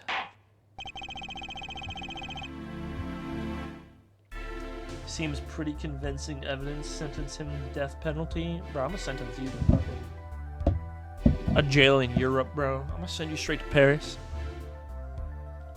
You're gonna get bodied. This trial has proceeded on one central assumption, namely, that at the time of the incident there were only 3 people in the room. I believe this new evidence, shall we say, overturns the fucking table. Overturns that assumption. The problem is that you chose to conceal this information from the court. I suppose that is a problem, yes. Ooh, hurt my back. Court is adjourned for a brief recess. Mr. Gavin, I'll see you in my chambers during this recess. Certainly, Your Honor. Very well. The trial will resume in 20 minutes. Only 20 minutes, burn. Alright. I'm gonna go get me something to snack on. I will be right back. I'm gonna grab my phone with me just so it's a fucking timer. It's a timer.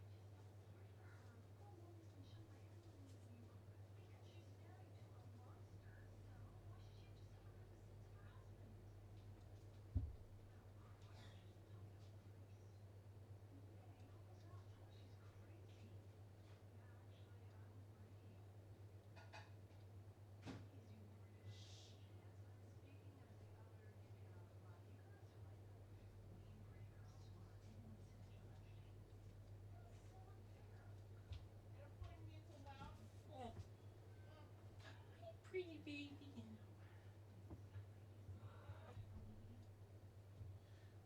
Are you looking at your little thing? Your little dingy? Your little dingy dingy? Alrighty. Shut the fuck up, I'm back. That was quite unexpected, Mr. Wright. To suddenly claim there was another person at the scene of the crime like that. I must ask, is it the truth? Well now, I'd think you would know the answer to that. Ah, being mysterious, are we? Sadly, I've no time for mysteries. I'd only ask that you leave the defending to your case. Leave the defending to your defense in the future. Otherwise, I cannot guarantee the outcome. I see you have mellowed out a bit, Kristoff. Justice. Yes, sir? The judge has summoned me to the chamber, so carry on without me. You did well, Apollo. Can I ask you something? Sure. That locket you wear, is that really yours, Mr. Wright? Ah, you're wondering about the victim's disappearing locket. Here, you can take a look at it. That's a picture of my daughter in there.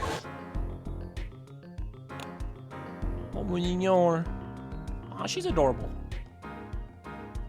She got a very big top hat, though. I'm just surprised to hear you had a daughter. Most people are. Perhaps you'll meet her one of these days. One more question. The one who cheated that night, was it you? What do you think? Huh? You know what happened 7 years ago. What I did. It's not unreasonable for you to think that I might cheat. I never, honest, but it is odd that he managed to go undefeated for 7 whole years. Want to know something? There's only one game where you can be dealt bad cards all night and still win. Poker. Huh? You see, poker is all about reading your opponent. And that way, it's a lot like a court case. Poker. It's like a trial law? Figure out what your opponent is thinking and you win. Well, yeah, but that's harder than it sounds. I think not. Try as they might to conceal it, everyone reveals their true thoughts in the end. Their body language can become a valuable source of information. You're kidding. That witness, for instance, Miss Orley.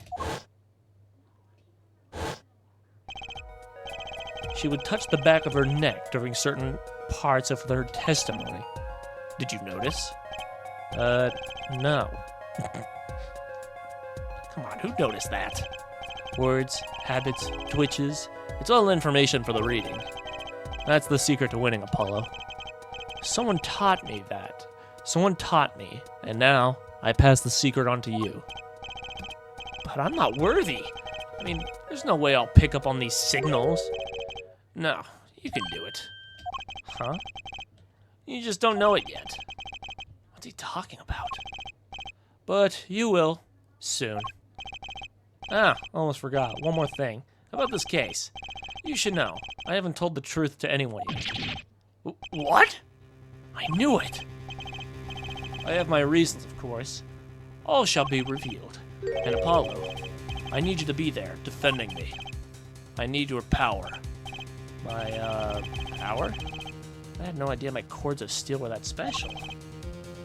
It's time. The real trial begins now. Do your best.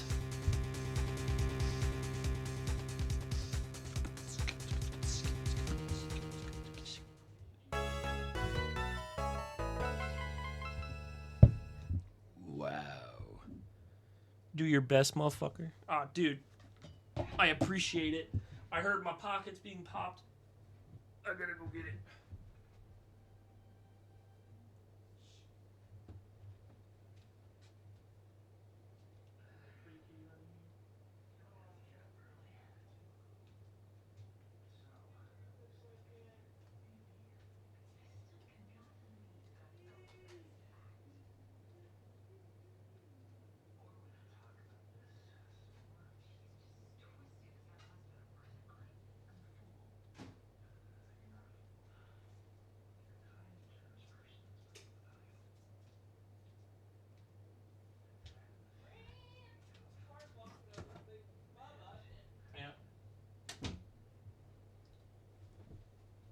Ugh. The smell of the food has activated my neurons. Let's do this, Mr. Thicklicious.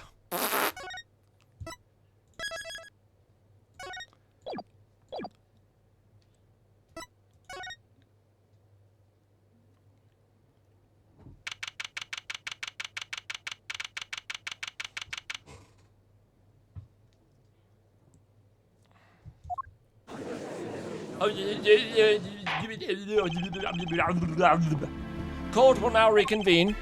Has our witness, Miss Olga Orley, recovered? Yes, Your Honor. Well, she's regained consciousness. Perhaps we can hear her version of the events again? That's the thing. You see, she's quite fatigued. You're looking a bit fatigued yourself, Mr. Payne. Sadly, fatigue is insufficient grounds for refusing to testify or prosecute. The defense would like to request that Miss Orley take the stand. Very well. The witness will take the stand.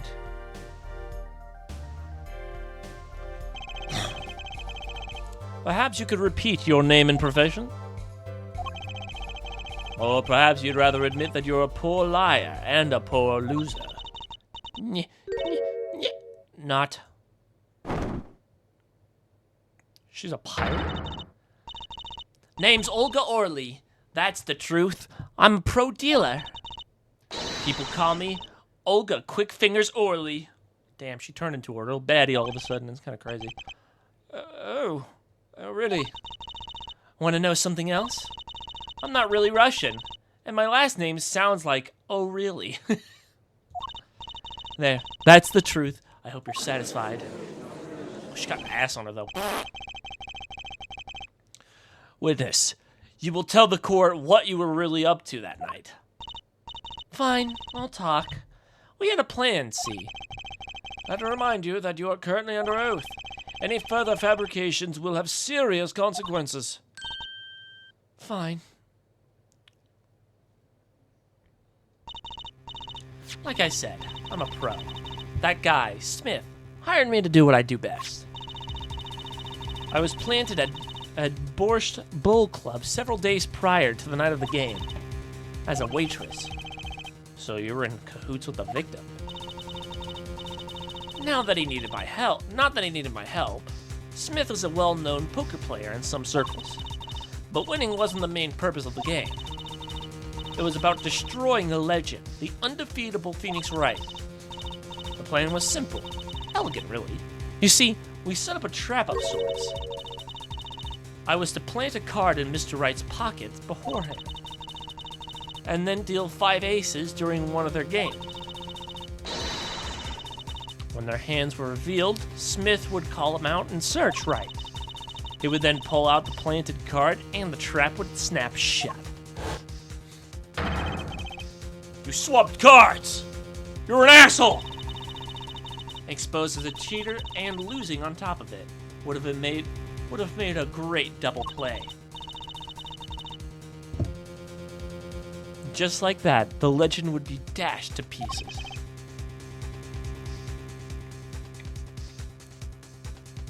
Indeed.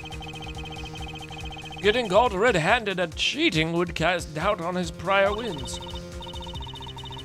A 7-year legend, destroyed by one little card. That was the plan. Oh, really, Orly? How droll. But it appears you made quite the mistake. Mistake? I agree the trap was elegant. Yet what happened to that planted card? Hey, that's right. He's lucky, I'll give him that. You'd have to be able to slip free from a trap laid by Olga Quick Fingers Orly. Oh, really?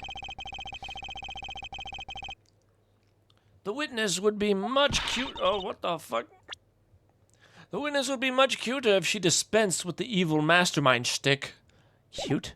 Who wants to be cute? I'm not cute. I'm bad. You hear me? Bad. When you're through being bad, perhaps you can testify to the court. Tell us about this trap and how it was sprung.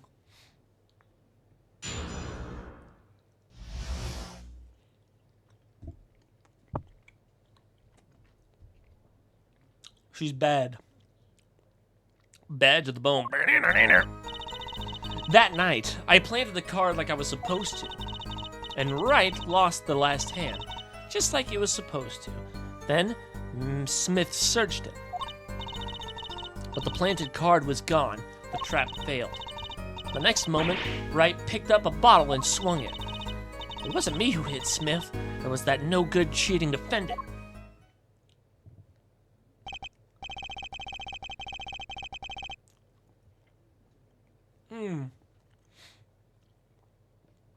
A surprisingly frank testimony that still leaves us mostly in the dark. The trap was perfect, I tell you. Perfect! If that rotten cheater hadn't messed it up.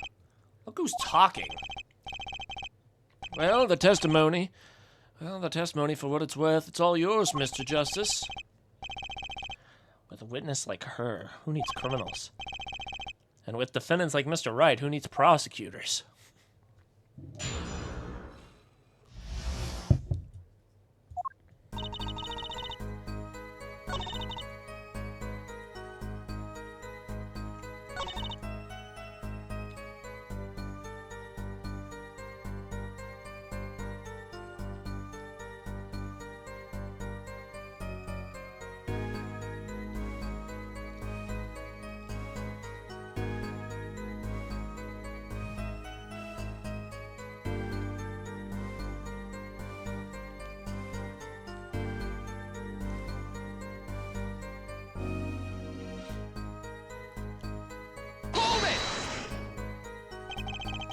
this planted card. Which card was it exactly? The trump card. The 5 of hearts. Let me guess. Mr. Wright was to have switched the 5 the 5 with it, the ace, to have made a full house. At least that's what you were going to accuse him of doing, thereby ruining his legend. I slid into Wright's pockets. When was this? Why, before the match, of course. While he was eating. At the Borscht Bull Club, we serve borscht and suckers. Remind me never to go there. Of course, the card was to make its grand debut during the game. Like a good borscht, a good plot must be cooked up early and allowed to thicken.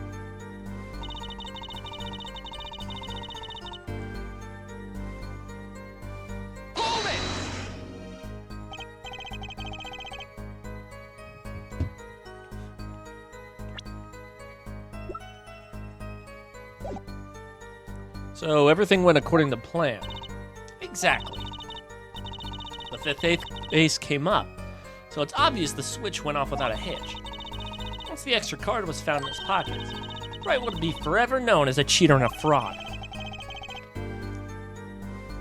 There are worse things to be known as I suppose. Tell us what happened with the search. Your days are outnumbered, Mither. Smithers.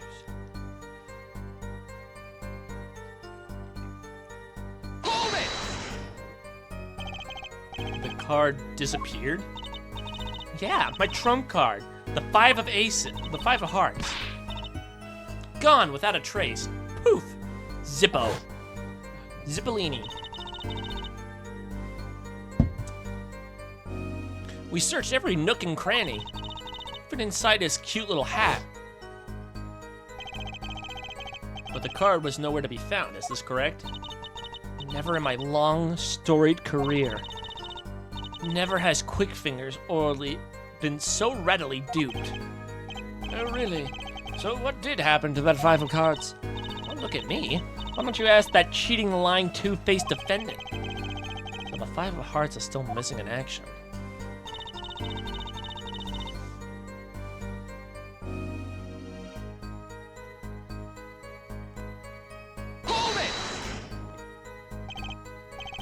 Wait, isn't that a little odd? What's odd? You searched Mr. Wright, thoroughly and found nothing, which means he didn't cheat, which means he has no reason to strike the victim. Well, she's touching her neck, her back, her pussy and her crack. What was that just now? I sensed something. What? Something wrong, Mr. Justice? No, nothing, Your Honor.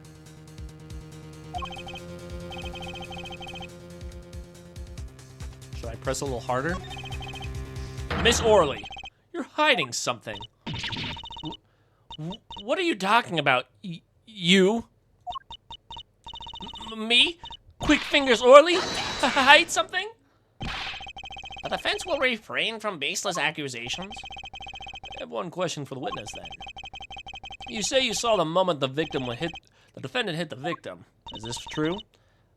Of course it's true. I did see it, honestly. I saw it when Wright hit him. With my own eyes, I saw it. What's this weird vibe I'm getting?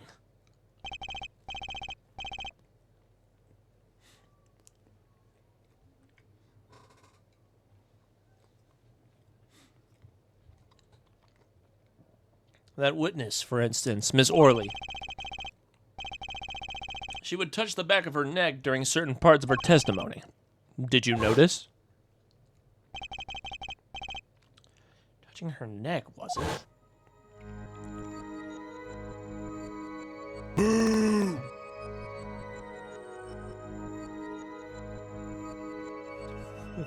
What is happening? Whoa, what's going on? The sensation. It's coming into focus. There, that twitch. It's so clear. It's like I could perceive her habit like I couldn't before. Gotcha! Gotcha! Miss Orley, perhaps you are unaware of this yourself. Unaware of what? Whenever you get to a certain part of your testimony, you touch the back of your neck with your left hand.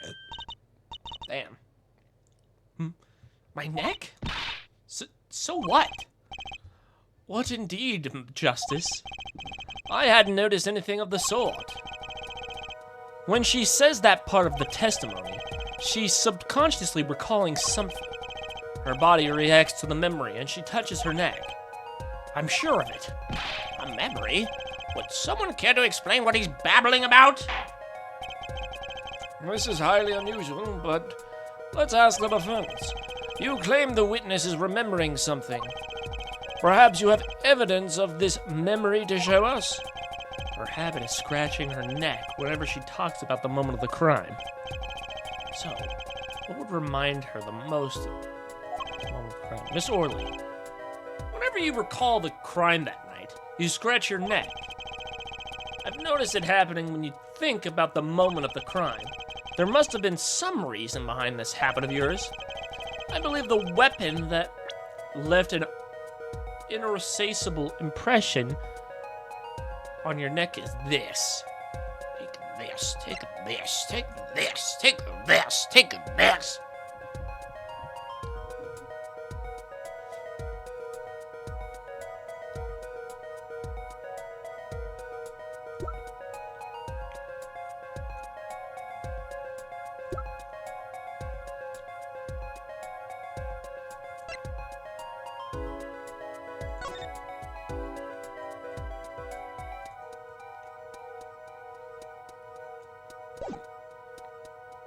What do you think, Thuglicious?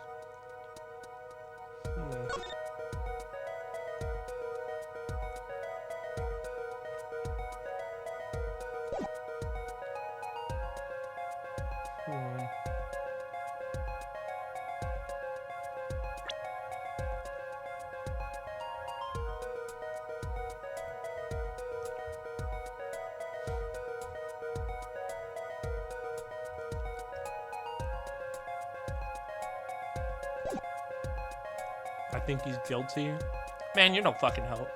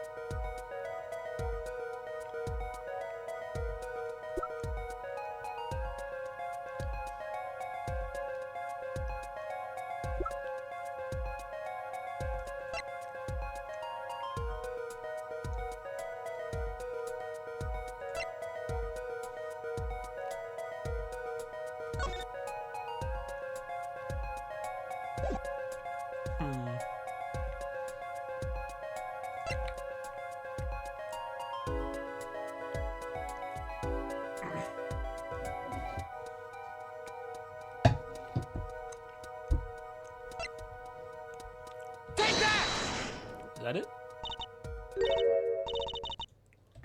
Who the fuck? Who chose that? That wasn't me. I don't know who did that.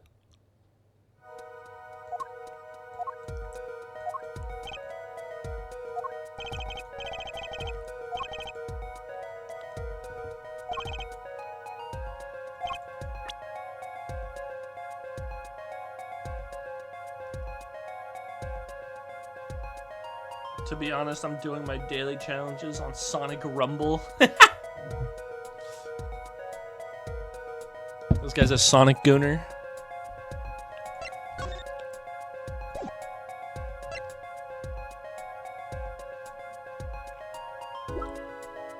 Take that! Was it the hand? No, it wasn't the hand.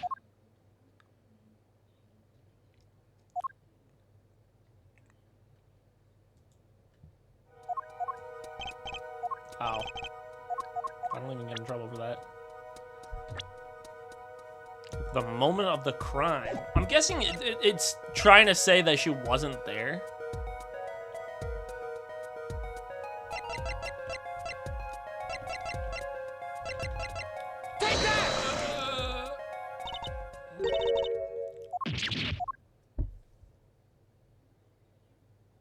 I'm trying to think here. Right, so she's talking about the... Which part of the... Am I supposed to... What the fuck?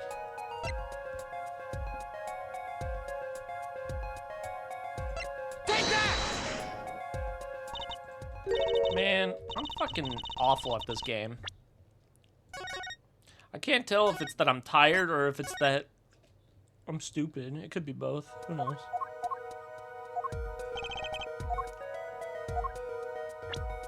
Okay, I'll just save right here so it uses less time.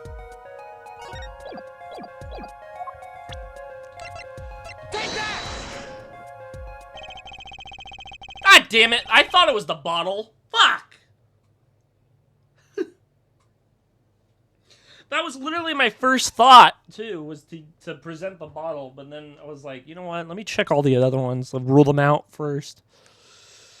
Oh, I should have gone with my gut feeling. I'm not dumb, I'm just dumb.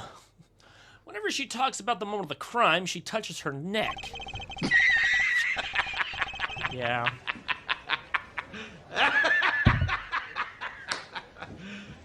You serious? I'm gonna laugh at you here in a little bit. And what reminds us more of the moment in this bottle than the... Us more... Oh, God, I can't fucking read. And what reminds us more of that moment than this bottle, the murder weapon. But something doesn't fit. If you were only the witness to the crime, why would that make you touch your neck like you're in pain? What's he talking about? It was Mr. Smith, the victim, who was hit, not you.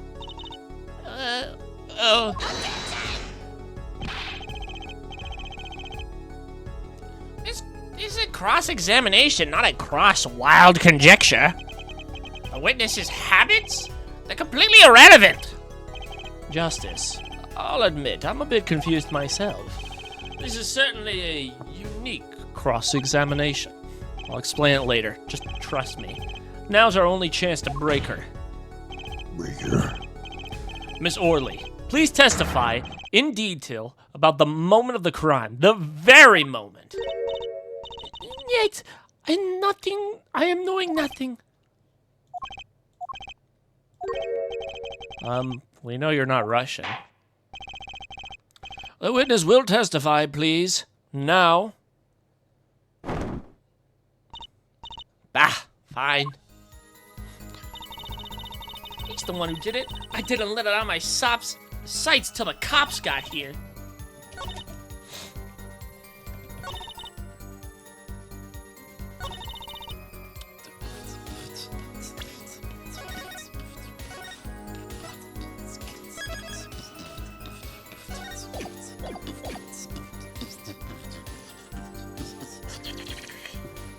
I'm gonna piss in your Cheerios.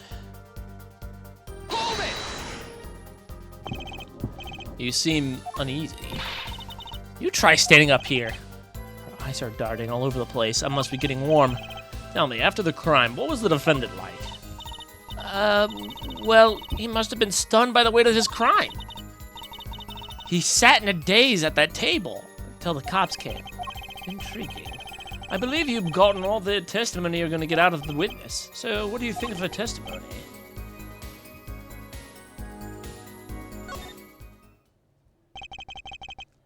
It's basically bogus. It contradicts the evidence. What's that? Well, show us this evidence, Mr. Justice. This evidence that you claim contradicts this testimony. She didn't let him out of his sights until the cops got there. I know there's some evidence that contradicts that. Take that! Miss Orley, we have a record here that clearly contradicts what you said. It states that the police were alerted by a report from the defendant. And we know that the defendant left the room, climbed the stairs, and made that call from the first floor of the Borscht Bowl Club. So, explain how you kept your eyes on the defendant when he left the room entirely. Oh, selfie. Explain why your ass is so big. The man who picked up a bottle and swung it that night wasn't the defendant. Oh, shit. Look at the cutscene animation.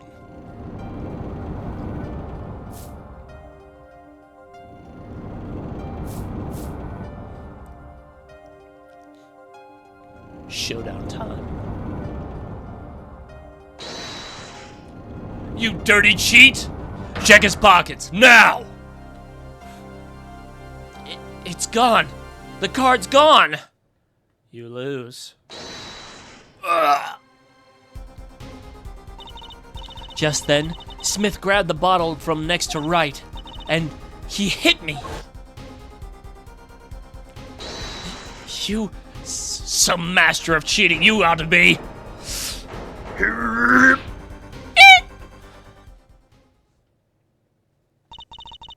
When I came to, the victim was already dead, is that it? That's why I couldn't reveal who I really was. If it came out that I was in league with Smith, I'd be a suspect for sure.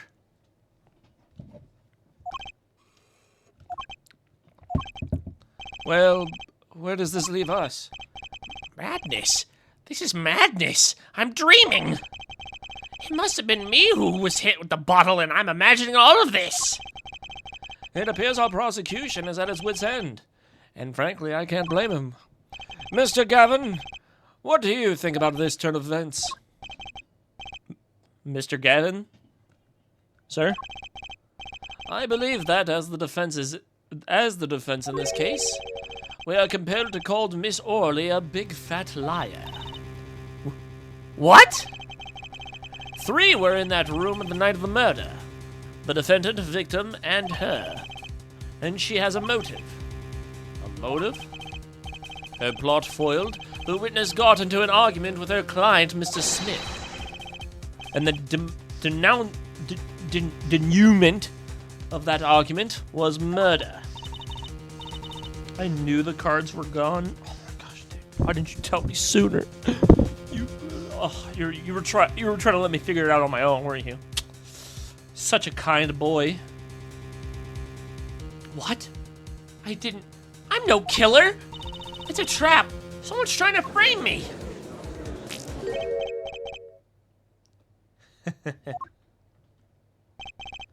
What tangled webs we weave when we practice to deceive. So tangled we catch ourselves in the progress. Mr. Wright? Such a hasty conclusion. It's not like you, Christoph Gavin. What do you say? Why not consider the other possibility? That there was another person in the room at the time of the murder. Right. Like Mr. Wright was saying before recess. A single card was swapped into the victim's hand after the murder. And the one who swapped the cards didn't know 2 colors of cards were being used. A 4th person. Ha! This theory again. Your 4th person doesn't exist. Indeed. That's why I decided to bring this case to court. Here, where there's no escape and no chance for deception. The perfect place to catch the real criminal. The real criminal? And we're in luck. A clue to the real criminal's identity was kindly provided for us. And right at the beginning of the trial, no less. What? Apollo, perhaps you know what I'm talking about. Sorry. Remember what I said. The 4th person who swapped the cards made one critical error.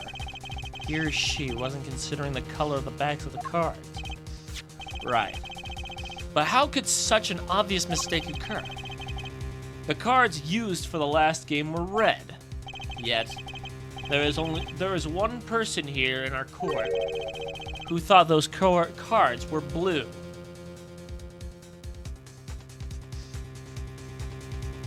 It was Gavin.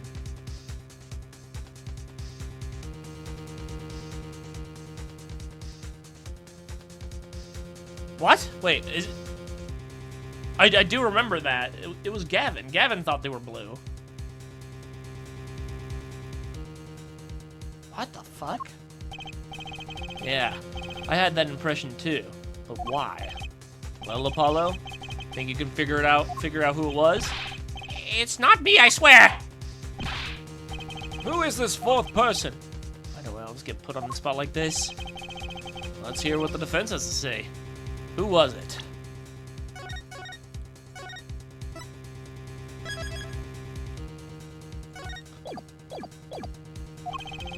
Who thought the cards were used in the final game were blue?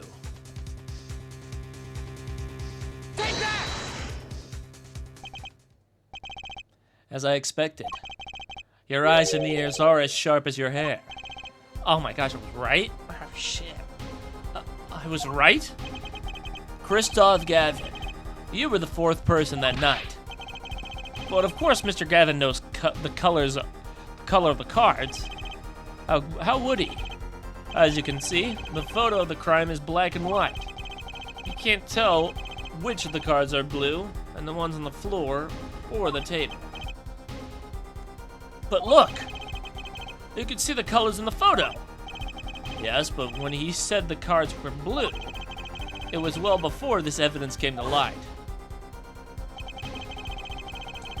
It is true that the defendant was engaged in a game of poker with the victim.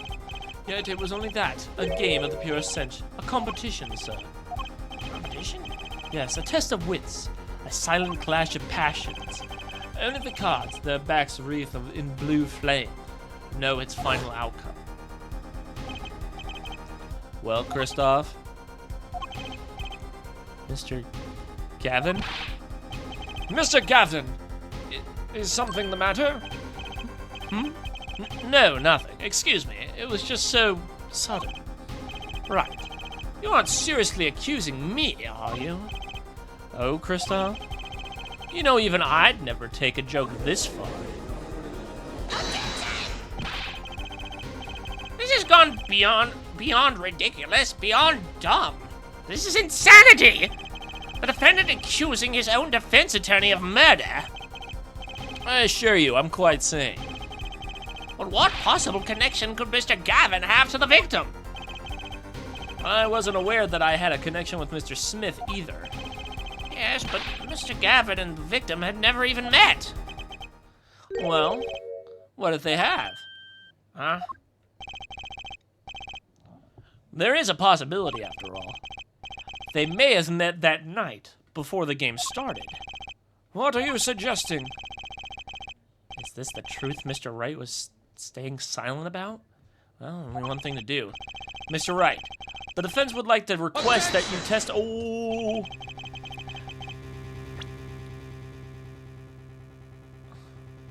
I'd like to request that you testify to the court. The defense would like to request no such thing. Mr. Gavin? Testimonies must relate to the case. How could anything happening before the game of the poker be related? I'm not sure I follow, Mr. Gavin.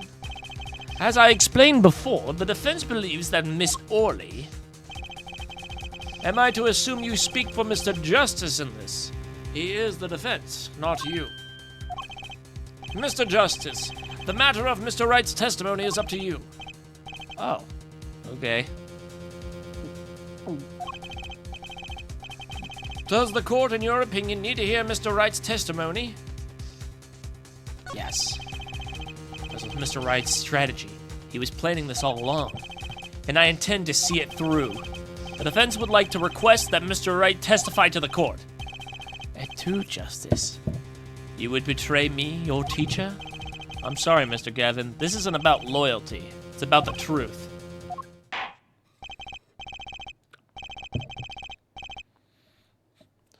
Very well. The defendant, Mr. Wright. The defendant. Mr. Wright will take the stand, please. Please. Please. That evening, Christoph and I had dinner. We sat at the table in this photograph. Shady Smith walked in 5 minutes after Christoph left. When the trap failed, Smith hit the waitress. The girl was knocked out cold, and Smith was uncontrollable. I left to call the police. When I returned, he was dead, blood streaming from a cut on his forehead. That's when I made another phone call to defense attorney Gavin. Mr. Gavin, you were at the Borscht Bull Club that night of the murder? I dine with him rather frequently. And he talked to the defendant on the phone directly after the murder? Quite against my will, I had become involved in a murder. I thought I might be in need of a lawyer, so I called him. You were planning this all along, weren't you, Wright? Just because you wanted to drag me into your little murder trial. The only thing I want is the truth. As I did back then, and now. I thought my office was doing you a favor when we took on your defense. It appears I was wrong. Very well. The defense may cross-examine the witness. Justice? Sir? He's lying, and you're going to expose him. Understood, sir. Mr. Gavin versus Mr. Wright. This can't end well. Why can't I have normal trial?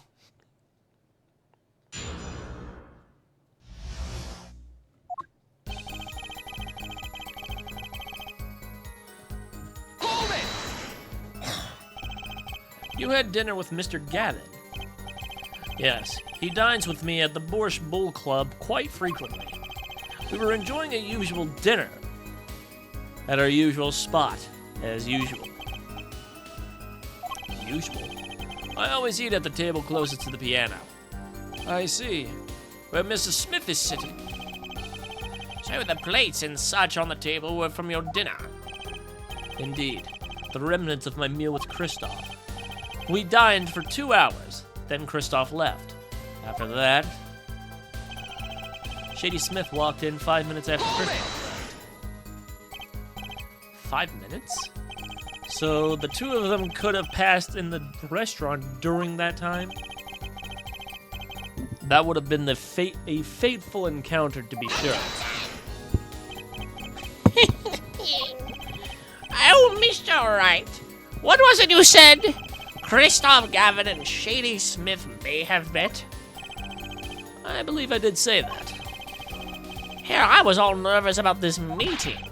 And now we hear they're just passing and they just passed in the hall? That does seem a little weak as a pretense of murder. Oh, it would be, if that were all that really happened. But Mr. Wright, what are you hiding this time?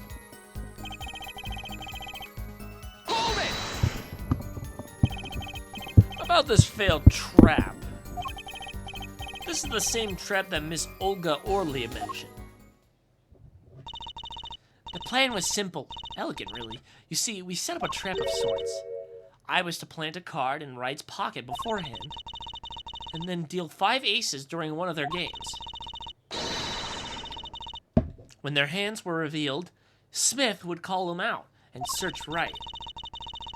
He would then pull out the planted card, and the trap would snap shut. You swapped cards. Just like that, the legend would be dashed to pieces. Yes, a harmless prank in essence. It was by a quirk of fate that I happened to discover it. That quack. I happened to put my hand in my pocket and found a card. The card he planted. Yes, I snuck a peek at it and found it was the 5 of hearts. I had a feeling something might happen, and so I disposed of the card before the game. Disposed? Where? There was an empty bottle of grape juice I had been drinking right beside me.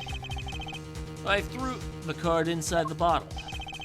An empty bottle of grape juice. The murder weapon? Yes, I rolled it up and shoved it in. The color glass makes it hard to see. A battle of wits between the deceiver and the would-be deceived.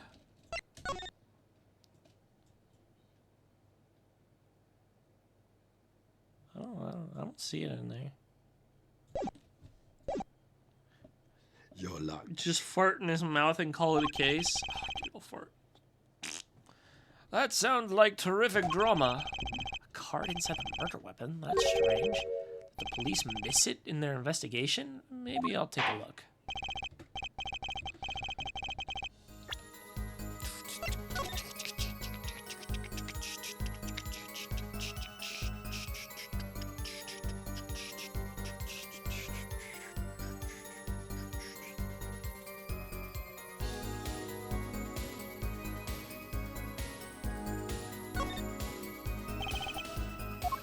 Bottle is completely empty. I don't see it.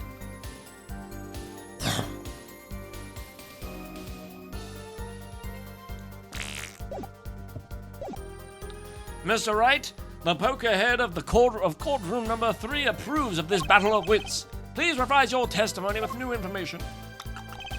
Check the label. Well, he put it inside, but...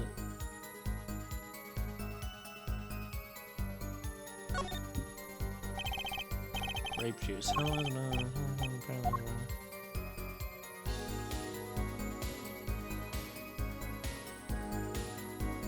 It's either that or this isn't the same bottle.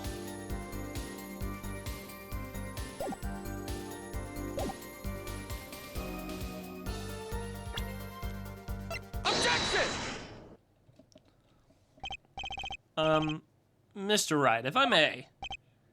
Damn, I thought I was onto something. Well, you weren't. I mean, yeah. It's okay. You were being pretty sneaky there, but if you look at the bottle, there's literally nothing inside. It's very clear. But which is the problem? I'm thinking maybe it was a different bottle. I'm guessing. So maybe this isn't the. It's either this. This is not. He's probably thinking of a different bottle. I don't know. We'll see. Yes. I've examined the bottle, and I don't see any carton here. No? What, Mr. Wright? Surely, isn't all you have to say for yourself? I can't say that I know what happened to that card. I did put it in that bottle. However... Huh?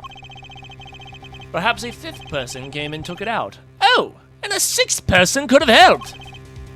Mr. Gavin, Mr. Rice is your client. My apologies, Your Honor. I won't have you disparaging our investigation either. We looked inside that bottle and there was nothing. So what's going on? Is Mr. Wright hoodwinking us again? Or did the card just disappear? In any case, please continue the cross-examination. I'm afraid decisive contradictions call for decisive evidence. Oh. Push him harder, Justice. Break him. It's just you and the witness in the ring. Go for the KO. Ugh, why do I get the feeling we're not on the client's side anymore?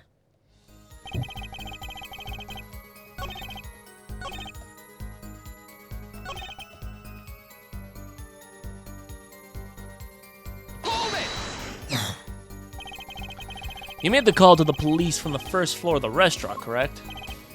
Exactly. Cell phones don't get a signal in the hideout. Was anyone else on the 1st floor at the time? Not a soul. It was the middle of the night after all. So there, it was dark. It was in the darkened restaurant. I called the cops. After making the call, I returned to the hideout. It didn't seem right to leave the injured waitress alone.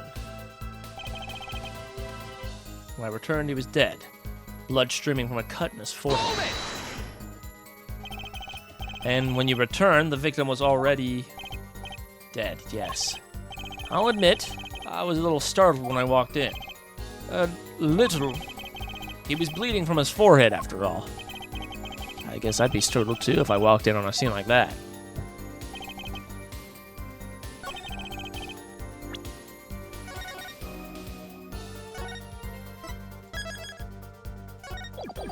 Time to save the fucking game! Just to be sure. Okay, now let's look.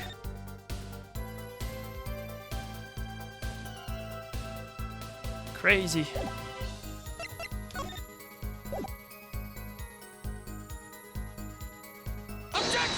How did he see the cut, though? He had his hat on. Mr. Wright, if I may. Yes. Take a look at this photograph of the scene of the crime scene. See the victim here? He's wearing a hat. I wouldn't think you would see the blood on his forehead. Good point. Bro got straight teeth for that photo. I mean, that's just anime teeth. Everyone looks like they have a fucking retainer in their mouth. Or whatever it's called, the little thing that boxers wear so their teeth don't break. Justice. Next time you point out an inconsistency, put a little more oomph into it. Mr. Wright, can you explain this to the court? I forgot to mention something. I was the one who put that hat on his head. Huh? You? You put the hat on the dead man's head. He wore it through our entire poker game. After calling the police, when I returned to the scene, his head was in full view. Shining bright, just like in this photograph. And I picked his hat off the floor and put it on his head. Why would you do something like that? All I can say is, I'm sorry. Well, that's the only thing I touched at the crime scene. So, Miss Orley didn't see it? It being the victim's, his head. I'd think not. She was out cold. I believe I was the only one who witnessed his head. Ah, here we go again. Mr. Gavin? Pardon. It just seems our client is determined to lie his way through this case. Hey, he's still our client, isn't he? I believe that's enough of that. Mr. Gavin? The witness's testimony is more like a travesty. It's riddled with lies. I'm beginning to see how you came to lose your attorney's badge 7 years ago. Well, you certainly have a unique way of treating your clients, Kristoff. I never knew. I believe it was you who threw the first stone. Mr. Wright, if you intend to ever tell the truth about this case, it's now or never. Don't be misled. I haven't told a single lie here. Huh? When I noticed the trap, I put the card in the bottle to dispose of it. And when I put the hat on the victim's head, let's just say I had a reason for doing that as well. A reason? That reason is right here. Your cell phone? That night, recall that I spoke with defense attorney Gavin after calling the police. Just in case, I recorded our conversation. What's this? Now that we're all here, I see no reason why I shouldn't play it back for the court. Kristoff, I seem to be in a bit of trouble. What's this? Game not going well? Something like that. That gentleman who challenged you, he turned out to be good? He turned out to be dead. Someone hit him. Hard. You mean someone cracked that flawless bone china plate? It wasn't you, was it? Me? Please. The cops should be here any minute. I'm in your hands, should it come to that.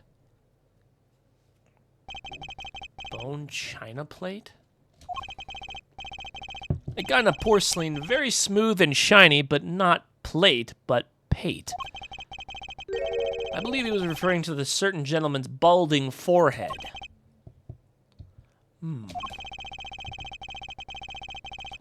The court appreciates the defendant's discretion in not indicating my forehead. Wait a second. Something's not right about that phone call. So, after Mr. Gavin ate dinner with you, he left the Borscht Bull Club. Most certainly. Then how did he know? When did he see this bone china plate? Oh, that's right. Yes. That was when I began to see my good friend in a very different light. Troubled, I returned to the crime scene. And when I spotted Mr. Smith's head again, I realized exactly what was wrong. Well, Mr. Gaffin, the stage has been set. Perhaps you would like to explain this to the court? Exactly how did you come by your privileged knowledge of the victim's head? So, this is your reason. The reason why you put the victim's hat back on. Your point, Mr. Gavin? It's come down to this, has it? Phoenix Wright? Order! I will have order! Mr. Payne, Yes, Your Honor. I believe this court has been left with no other choice. Are you prepared to hear defense attorney Gavin's testimony? Well, as the prosecutor, Very well. We'll break for 10 minutes. Son of a... I didn't even get... After which Mr. Gavin will stand for a cross-examination. Are we all clear on that? Crystal clear, Your Honor. Very well. This will be the final recess for the day. Dude, this is crazy, yo. Oh, shit!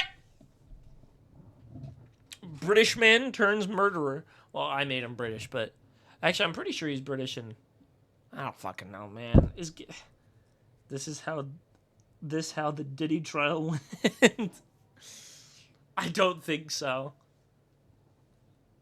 Because that's a trial by jury. This is a trial by judge.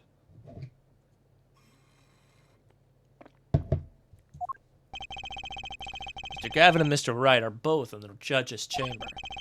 Who would have thought today would turn out like this? May I? Ah! The fuck? You scared me. Who is this child that got in here? Who let this bitch in here? Huh? What? Hello, sir. Please, pick a card. What's this all of a sudden? Is this one okay? Excellent. I have a message for you. The last hand is about to be played. You'll need a trump card to make it. A trump card? The card you have chosen is magical. Use it wisely, and the game is yours. That's all.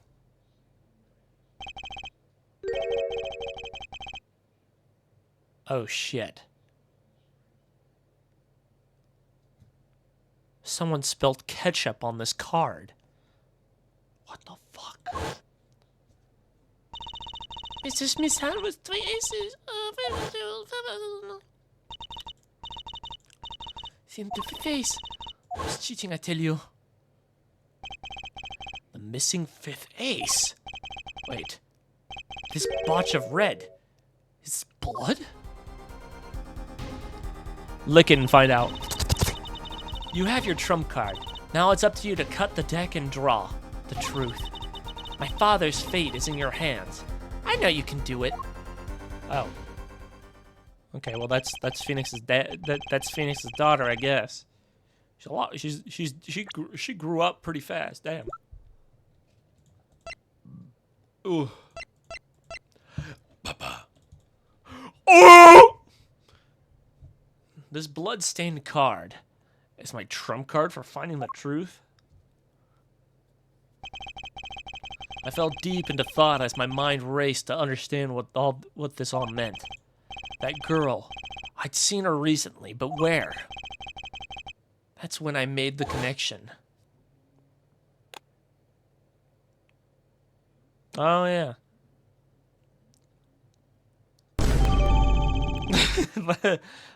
Yeah, that was actually well timed.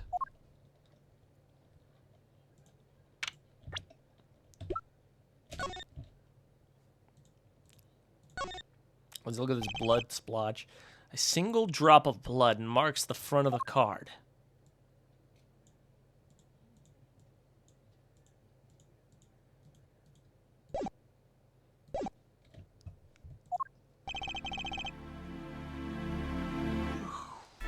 Court will now reconvene.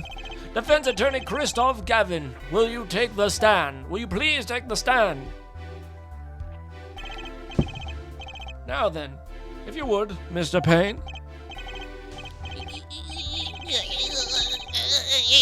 Yes, Your Honor. Well, Mr. The witness, state his name and occupation. Is this farce necessary, Your Honor? Believe me, far stranger things have gone in this courtroom. Fine, I'll play along. First, there's one thing we need to have made clear. How did you know about the secret beneath the victim's hat? By secret, I'm guessing he means the fact that Mr. Smith was bald.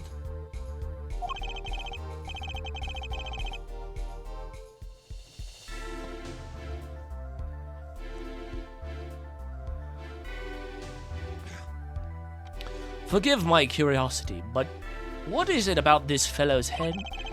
Your Honor seems to have an inordinate interest. Objection! Oh shit, Wright is here with me. My pookie. I wouldn't call it inordinate, Mr. Gavin. Mr. Wright? What do you think you're doing, Wright? Wow, things sure do look different from the other side. You know what I mean, right, Apollo? Speaking of looking from the other side, let's consider something for a second. The victim wore the hat all night, never once taken it off, except for that one time.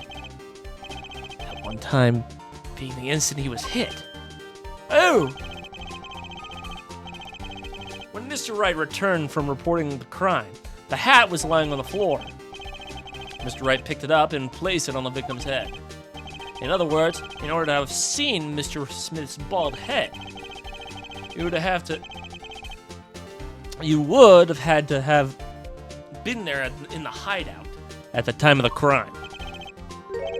In other words, I must be the real killer, is what you're trying to say. Not bad, Apollo. What I missed, went to get something to drink. We're talking about the victim's bald-ass head. His bald head was hiding behind a hat, and Christoph shouldn't have known about that until now. But for some reason he did know. So we're pressing him on that. Mr. Gavin, I'm afraid that I haven't been entirely honest with the court. What? Oh, I assure you, I had the noblest of intentions. I did it all to protect my client, Mr. Wright. Yet, I'm afraid in the current situation I see little reason to hide anything. Very well, allow me to tell you the truth about what happened that night. Finally, you may begin your testimony. Tell us, how were you involved in the events of that fateful night?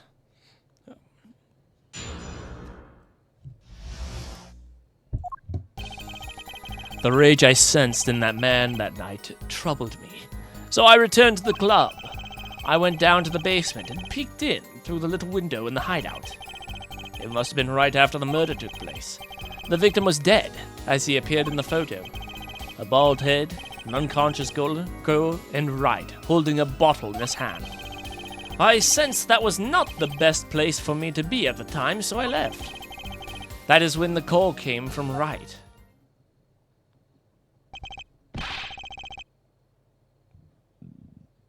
Damn. So, you witnessed the murder? For better or worse, I missed the actual moment of the deed. Mr. Gavin, may I remind you that you are on Mr. Wright's defense team. Your testimony is clearly disadvantageous to your client. What else could I say? I'm standing on the witness stand, after all. So you are, Mr. Gavin. And you had to testify as you just did. You had to tell them that you saw me at the scene of the crime through that little window. Mr. Wright? You had to say that because that was the only probable window of opportunity. Right, Apollo? Oh. Mr. Wright, the defense should do the cross-examination, not the defendant.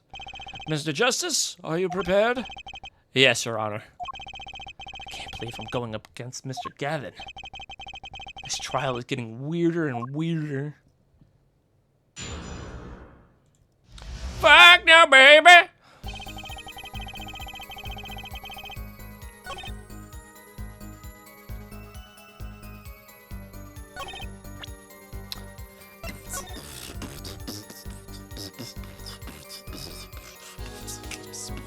Let's talk about this window.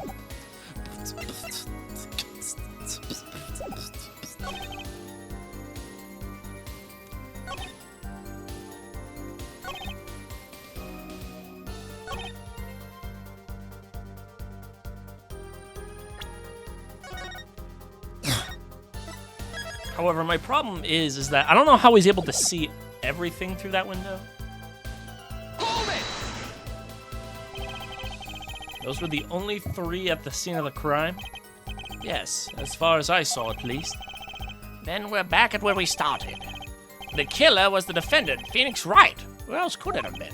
But why didn't you talk to the police? 2 reasons. First, I didn't actually witness the very moment of the crime. Second, my office was asked to defend Wright. Even after seeing what I had seen, I couldn't abandon my friend. Objection! Use your 6th sense, dummy. Alright, bet. There must have been someone else there at the moment of the crime. Justice, I just said what I saw. I just said I saw no one. Not a soul. But that's against what Mr. Wright said. Ah, yes, this mysterious 4th person. Who would conveniently be the real killer, I suppose. Glad to see we agree, Mr. Gavin. Let me pose a question, then. Tell me, what possible reason did the real killer have to swap cards in the victim's hands? Perhaps you can show us a reason why such a thing would be necessary. How can I show something I can't find myself? Remember, Apollo, the card that was swapped out with the 5th ace. 5th ace. Right. Well, Mr. Justice, the question of why the killer would swap the card out, can you point out the reason? Now or never. The defense would like to present evidence to the court. Evidence showing the reason why a card was swapped out. Then go ahead and point out your reason, Mr. Justice. Why did the killer take the 5th ace? Take that! My reason is, this. Is that an ace? Why, it's got blood on it! Right next to the spade! What? This is insane! Why wasn't I told about this? Why? Could this be the missing 5th ace? Inconceivable. How could you? What are you doing with that card? Well, that's the thing. Why is Mr. Gavin so upset? It's just a fishy card from some fishy girl. Oh, that card? It's mine. That is, I picked it up from the Borscht Bull Club that night after the murder occurred. I gave it to my daughter. Cards are a stock and trade. Objection! No! Impossible! Unacceptable! The court can't accept this evidence! It's a fraud! A fraud? How can you be so sure? What? I would think the only person who could claim it was a fraud would be the one who took the real card from the crime scene, the real killer. Allow me to elaborate. What if this trace of blood was the reason? The reason for the killer to take the card from the scene of the crime. Where are you going with this? Take another look at the photo, and at the victim's head. At the moment of the crime, his hat fell to the floor, and a trickle of blood ran from his forehead down to the back of his head. Couldn't a drop of that blood have fallen on one of the cards? I suppose. The killer then took the card to hide the blood. Regardless, the evidence is non-permissible. Oh? Right. Regardless of how you wasted the last 7 years, you used to be a lawyer. You know what a serious crime it is to conceal evidence. Oh, we can discuss the finer points of our legal system later. What's important now is that I've answered your question. What are you talking about? You wanted to know why the killer would have taken a card from the crime scene. And now, I've told you. That one drop of blood would have been decisive evidence. This is baseless conjecture. Baseless!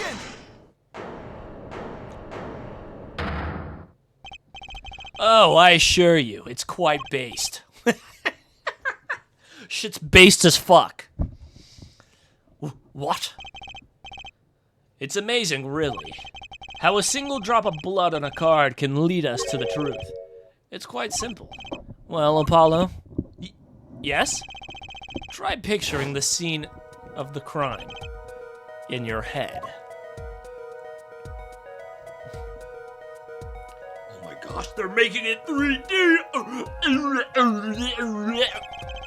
The murder took place in the hideout. The body of the luckless victim was found at the poker table. And before the killer swapped the card, there was a single card with a drop of blood on it in the victim's hand. Given this, there is one decisive problem with this scene. Well, what is it? Let's keep it simple, shall we? Given there was a drop of blood on the card, whose position in this diagram doesn't fit? The victims, the killers, the witnesses, the second witnesses. Whose position doesn't fit with the bloody card?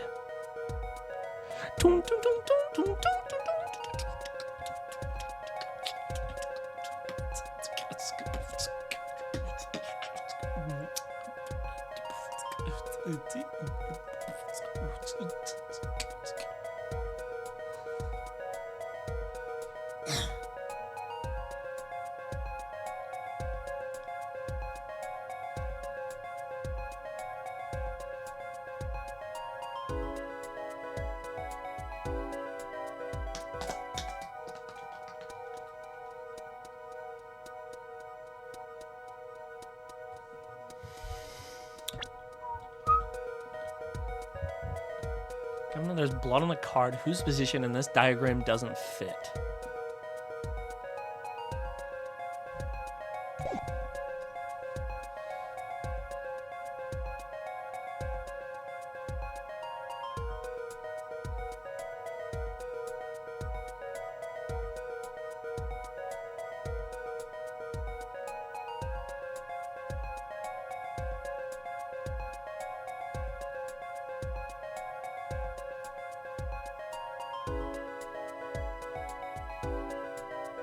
Would it be the victim?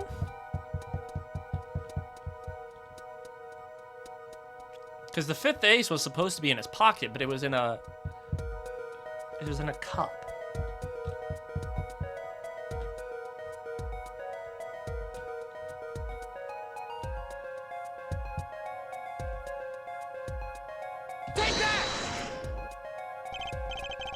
Well, isn't the victim's position that's the problem? I don't follow your logic.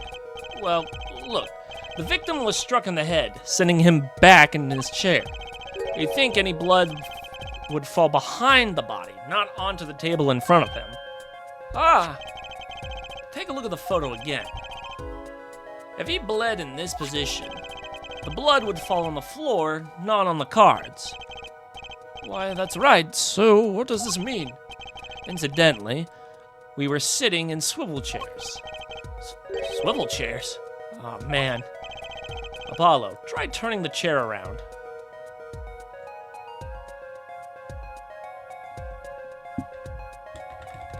Recreate the crime scene. Wow. The chair was facing the other way? It would have to be.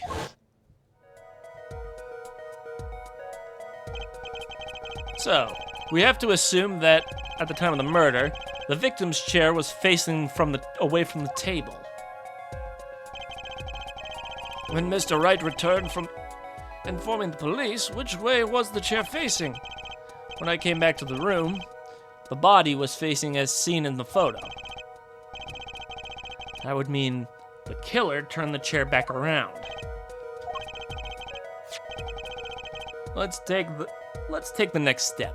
Look at the diagram once more. We know now the victim was facing away from the table at the time of the murder. But this creates another significant contradiction. Again? Let's test your reasoning skills, shall we? Apollo, whose location in this diagram contradicts our new...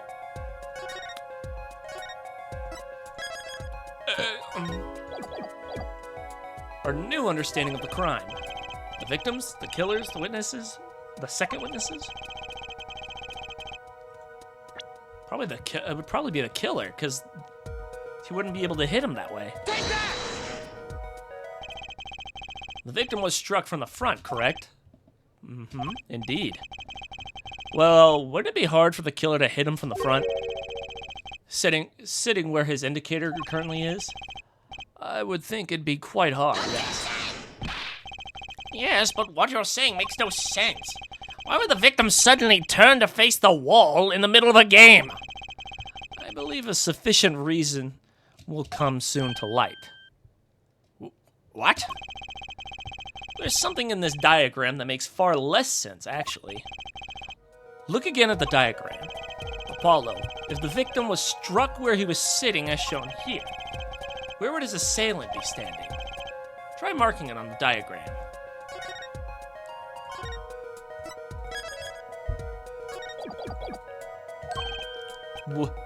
But there's no room to put a mark. Don't worry. Let's think it through and see what we find. We know the victim was facing towards the wall at the time of the crime. That's the only thing we know for sure. Try to forget about everything else. Where would the killer have to be standing to strike our victim? Here? Take that!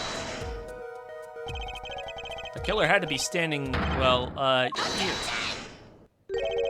You got points for flair, but that's all this. Okay. Point out that standing there would be impossible. The victim is facing a solid cupboard. Oh, okay. I thought I fucked it up there. Or are you claiming the killer climbed the cupboard and hit him from above?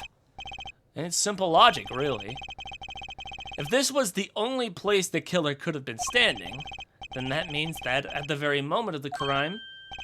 Wait, I know! At the moment of the crime, the cupboard wasn't there!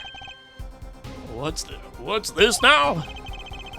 I mean, that's the only explanation, right, Mr. Gavin? Your Honor, I have a suggestion for the defense. We should arrange to examine the cupboard in the hideout immediately. Bailiff, send a team to the crime scene immediately.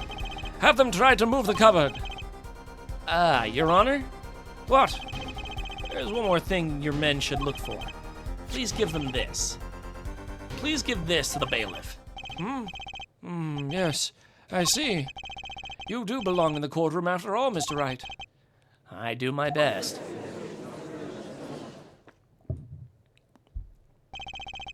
But let's forge ahead here while we wait. Look at the diagram once again. It's been changed. If the killer was standing here at the time of the crime, then this cupboard wasn't here, which means... Apollo, try moving the cupboard. Which means the window was blocked. Thank you. As you can see, the cupboard was the problem. At the time of the murder, it has to have been shown here. Now everything is in place to reconstruct the moment of the crime. Oh my. What's this? What is it now? Look at the diagram of the crime scene once more. It appears we found another contradiction. What I believe to be the final contradiction, in fact. Huh? Ah, dang! Notice something, Apollo? Our line of deduction is rapidly approaching its logical conclusion. Oh, I love it when he uses big words. Now then, Mr. Justice, please point out the new contradiction. The victim, the killer, the witness, the second witness. Who the fuck was it? I'll tell you what it was. It was the witness. About this cupboard. Are we all okay with assuming it was moved? Sure, why not? Well, if it was, something really doesn't fit. The cupboard would completely cover up the window and the stairs. To the fucking stairs! Ah! That's right. Someone standing outside wouldn't be able to see in. Someone like Mr. Gavin. What? What did you say? Oh? Is the coolest defense in the West losing his cool? Don't expect me to play along with your little game, right? It's only a game until someone gets killed, Mr. Gavin. And someone was, while the window to that room was blocked by a cupboard. I'm not gonna lie, Phoenix is giving me Leon Kennedy vibes right now. He's making me goon. So, Mr. Gavin, perhaps you'd like to explain to the court exactly where did you witness the crime scene from? Excuse me, Your Honor. Order! This is a courtroom of law, and I will have order. We just received word from our investigation team at the Borscht Bowl Club. They've examined the cupboard in the hideout, Your Honor. Oh? And what did they find? Well, Your Honor, it turns out there's a secret passage behind it. What? Ah, yes. I believe I mentioned something of the sort before. This is one of the tricks to the room many of our regulars know about. I do remember him saying something about that, now that he mentions it. A secret passage is a handy thing to have when you're engaging in illegal goings-on. Never know when you might need to duck away from the eyes of the law. So the room has a secret passage. Where does it go? The other side connects to the restaurant above. The underworld bosses could get away from the cops and enjoy a cold bowl of borscht, no problem. Just like our killer.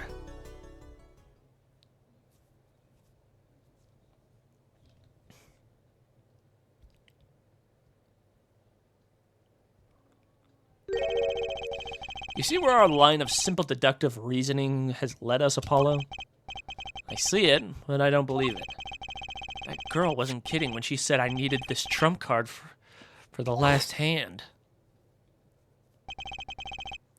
At the time of the murder, the window was blocked and the victim's hat was only off his head for the few minutes between Mr. Smith's murder and Mr. Wright's return from calling the cops. In other words, the only place anyone could have seen the victim's bald head was from inside the hideout. Well, Mr. Gavin, come on, say something. Dare I say what really happened that night? Actually, I think we could probably figure it out ourselves at this point. That night, for whatever reason, our killer had a date with Mr. Smith, a date with destiny.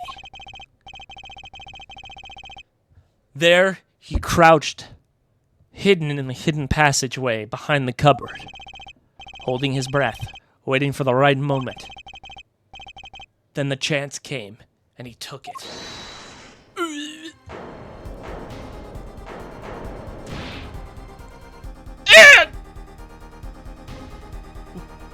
Why did you do that? Wait here, I'll get help. Ms. Olga Orley was so cold, struck by Mr. Smith. But his time was soon to come. Mr. Wright went upstairs to call the cops, leaving Mr. Shady Smith alone in the hideout with the unconscious dealer. Then, our killer stepped out from the passage and into the hideout. The victim must have heard the cupboard sliding aside. He wheeled the chair around and looked, and after the deed was done, the criminal must have seen the blood on the card. He would have, of course, realized he needed to destroy the evidence. That single spot of blood told the whole story of the crime. Too bad for him, he didn't linger any longer in the hideout that night. If he had, he might have noticed the cards on the floor. And the fact that they were all red. Gah!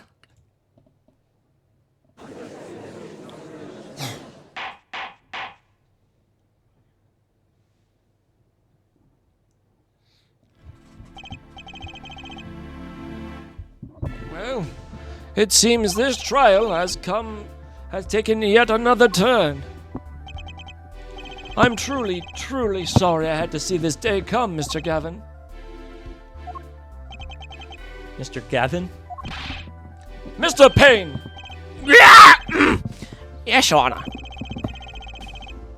The prosecution will continue its investigation. As for Mr. Phoenix Wright, the defendant, he is hereby cleared of all suspicion. Ah! Believe me when I say I don't believe this is happening, Mr. Gavin, but I'm afraid circumstances call for me to issue a warrant for your arrest. Immediately.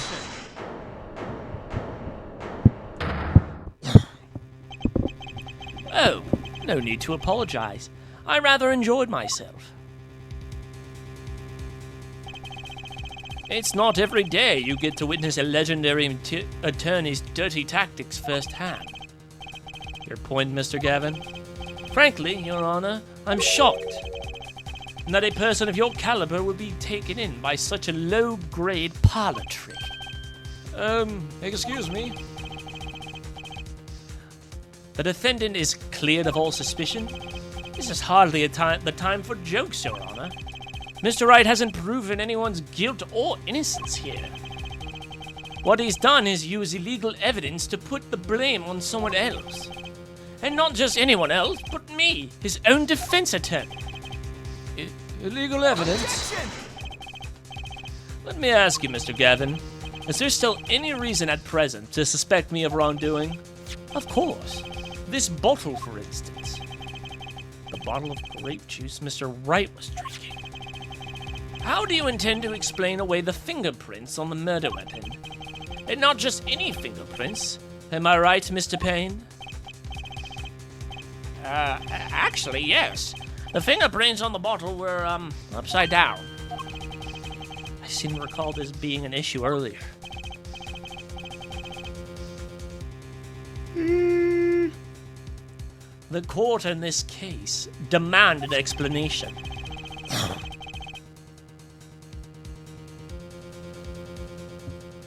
I can think of only one reason why one would hold a bottle upside down, and that is they hit someone with the bottom of the bottle. Well, Your Honor? See how the caught fish squirms to the last.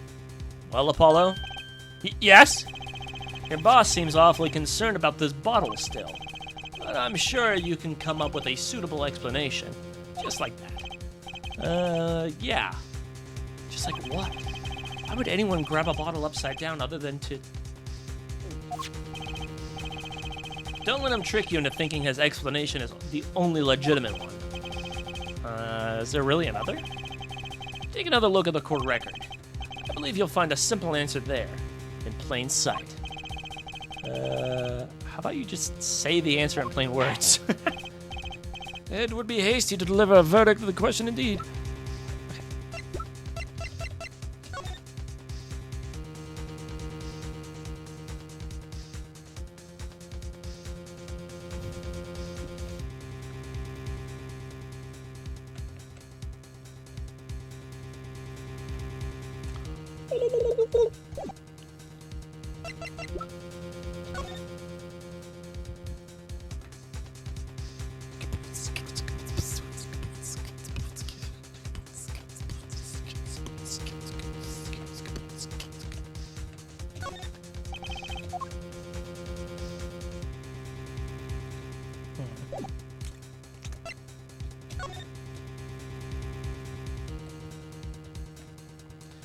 It was William Afton from Five Nights at Freddy's.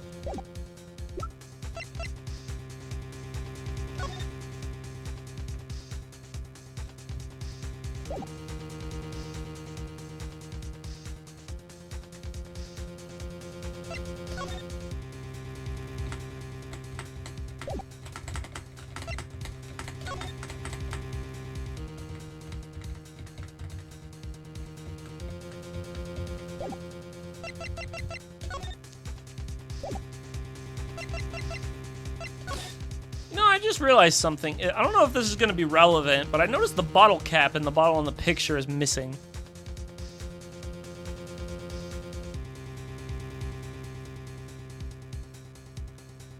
That might not be relevant, though.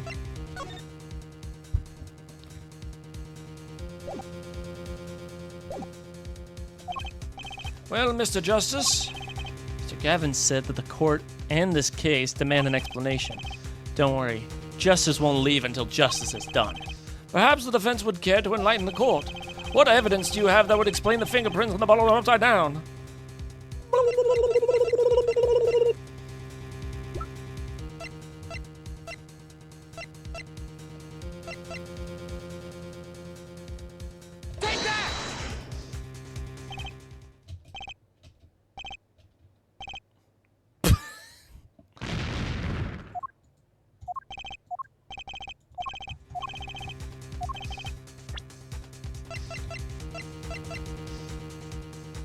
I mean, you had a bunch of being a different bottle.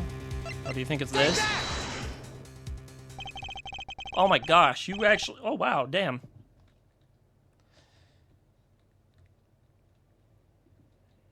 Damn, you actually got that.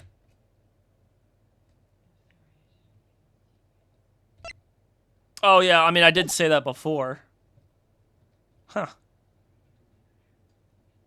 I actually completely forgot I said that.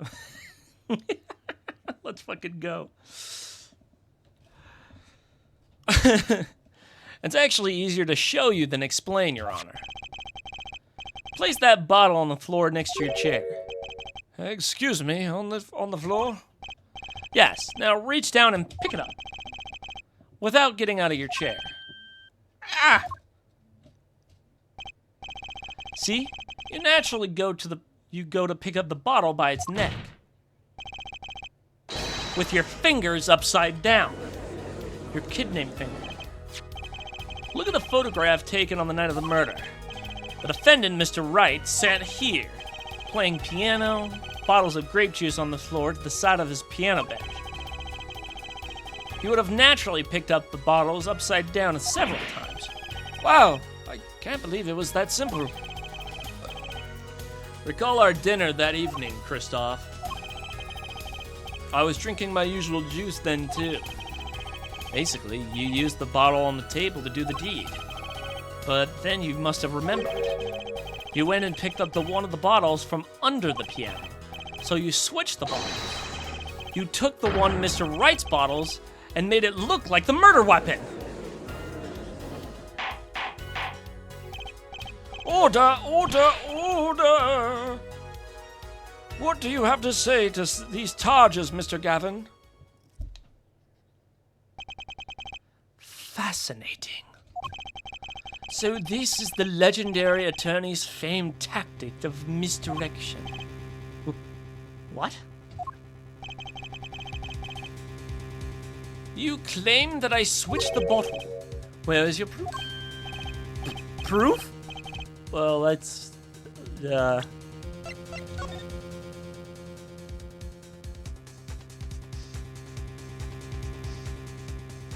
in your mom's house. Got him.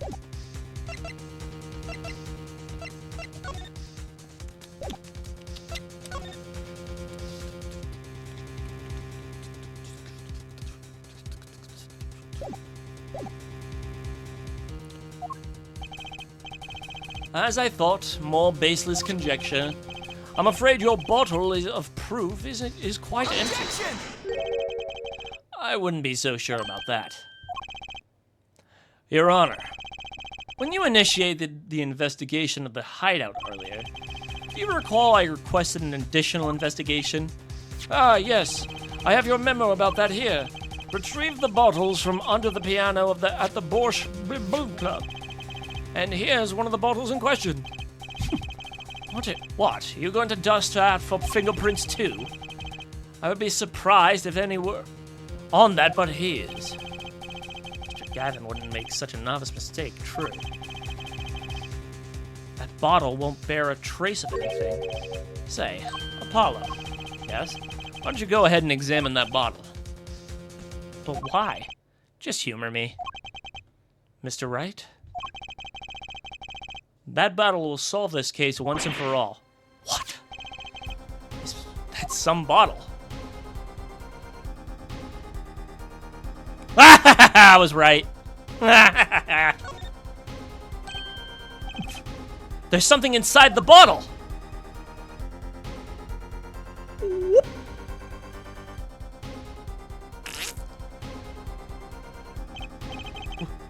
What's this? That card. It can't be. Recall that unpleasant woman's testimony for a moment. Miss Olga Orley? Yes, our little swindling Devolchka. At night, I planted the card like I was supposed to. And Wright lost the last hand, just like he was supposed to. Then Smith searched it. But the planted card was gone. The trap failed. Wait, this isn't... You're telling me that this is the planted card you disposed of? The one you mentioned in this piece of testimony? I happened to put my hand in my pocket and found a card. Yes, I snuck a peek at it and found it was a five of hearts. I had a feeling something might happen, so I disposed of the card before the game. Disposed where? There was an empty bottle of grape juice I had been drinking right beside me. I threw the card inside the bottle. That's crazy. The 5 of hearts. This is the card. The bottles were swapped, and the only one who could have done that was the 4th person in the club that night. You, Mr. Christoph Gavin.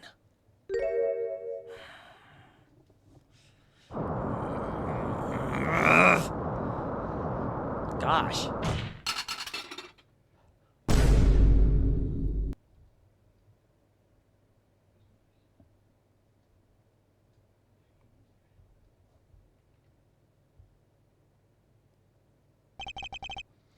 That is all.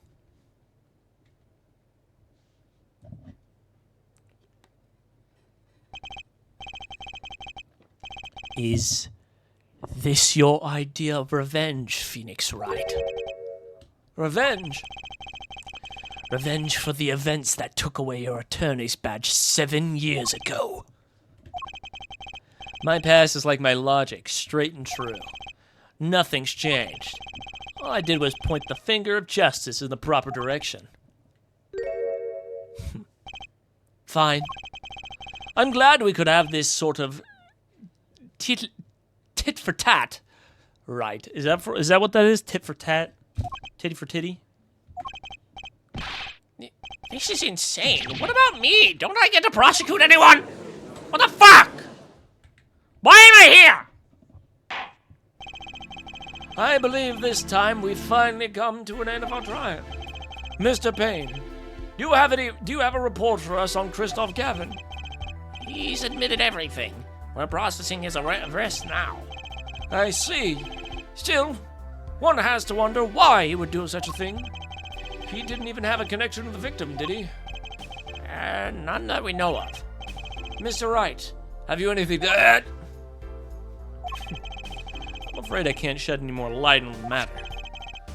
And about this victim, Mr. Shady Smith. His occupation was listed as traveler. An odd profession to be sure, but that's all we know about him. I'll arrange a follow-up investigation, Your Honor. Good. Mr. Wright? Yes? 7 years. And you still haven't lost your touch. Christoph Gavin was a man with much significance for me, both as a friend and a lawyer. He was extremely talented, to be sure. I needed 2 things before I could confront him. The first was a place where no injustice would be tolerated, this courtroom. The second was a man who would tolerate no injustice. In other words, a defense attorney. You, Apollo. Kristoff and Phoenix gonna fight in MVC's 3 Ultimate? That's crazy that you would think it would just be Gavin, bro. My boy Edgy Poo. He's gonna fucking drop kick him. Me? This is a dark time for our legal system. Twisting of justice brought on by our own initial trial system. We have to set it right. Mr. Right. Our work lies ahead of us, and I, for one, am looking forward to it. Well, this seems like a good time to announce a verdict. This court finds the defendant, Mr. Phoenix Wright, not guilty. Oh my god, holy shit! Oh my gosh, we did it! Oh, baby. Court is adjourned. I'm at the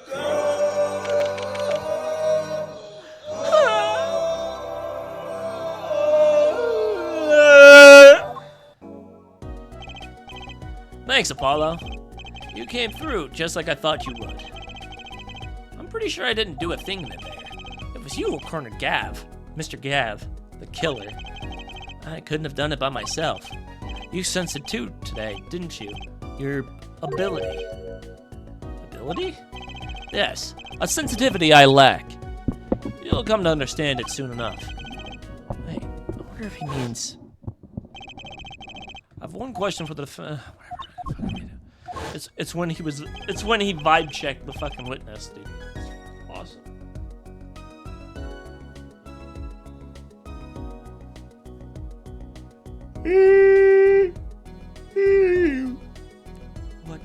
What was that, Mr. Wright? You'll have to find the answer to the question yourself. The answer. Right. Today was full of questions without answers. Most of them about Mr. Gavin. What possible reason could he have had to commit murder? Perhaps you'll learn that in the days to come. Huh? Wait. You don't know, do you?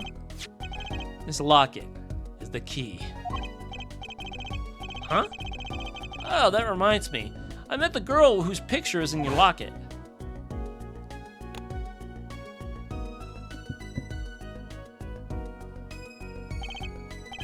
Your daughter, right? That's right, she's my daughter. You know, you were right about this locket.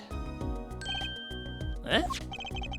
I took this off the neck the night he died. But it looks like our dear Russian scam artist saw me. So the truth is, this locket really did belong to me. Wait, but that's perjury. You testified. You said that locket is yours. I said no such thing, actually. Huh? I merely said that it was a locket with my daughter's picture inside. A subtle distinction, but a distinction nonetheless. And it's the truth. Wait, but then why? Why was the victim wearing a locket with a picture of your daughter inside it?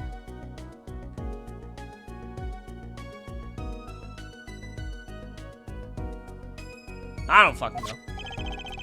Sometimes the straightest path to the truth isn't the best one. Give it time. You're still just getting started with your career. Speaking of which, I might be out of a job. I work for Gavin Law Offices after all. I still can't believe I just saw Mr. Gavin get led away in handcuffs. Apollo.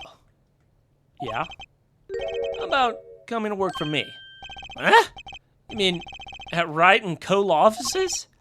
I mean, there's not a single attorney in my generation that doesn't know it. I can't imagine that to be true, but... Wait, didn't you... You're not a... Oh, I turned in my badge, yes. I'm not an attorney anymore. That incident 7 years ago. That legendary trial. And at the middle of it all was one man, Phoenix Wright. The case reached its sad conclusion, and he left law for good. Have you ever thought about coming back to the courts? I'm not qualified to stand in a court of law, I'm afraid. Didn't you notice in today's trial? There is a single piece of forged evidence. Forged evidence? What are you talking about? I'm talking about the evidence that shouldn't have existed. A non-magician's trick. One piece of evidence that struck me as odd is true.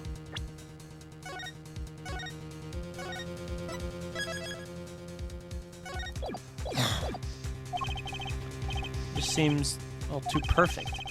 I'll bet this was the forged evidence.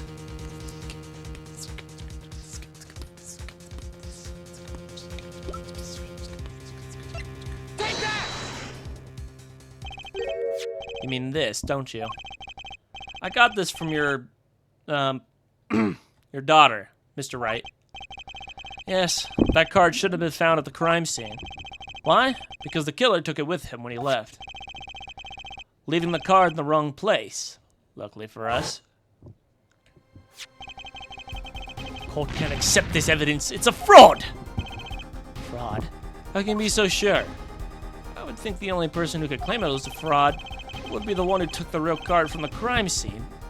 The real killer. My verdict was already handed down 7 years ago. Then, you really? Yes, I forged this card. One look at the crime scene should have told you it wasn't real. But you can't do something like that and call yourself an attorney? Who's calling themselves an attorney, Apollo? So it's true. The rumor is true. 7 years ago. None of that matters much now, does it? I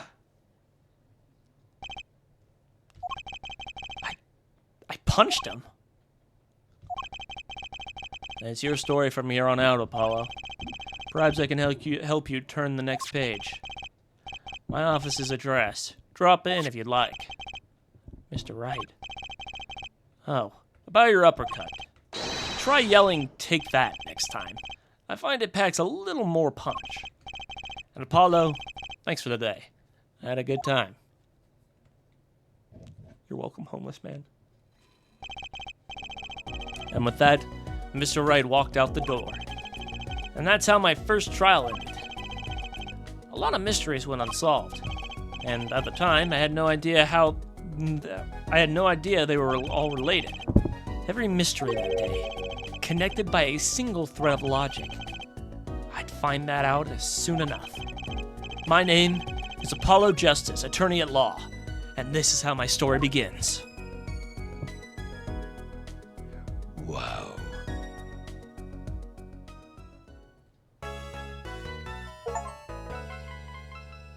That's crazy. God, oh shit. I didn't save. I didn't save. I didn't save! I didn't save! Oh well. As long as we drop breath, the wheel of fate turns.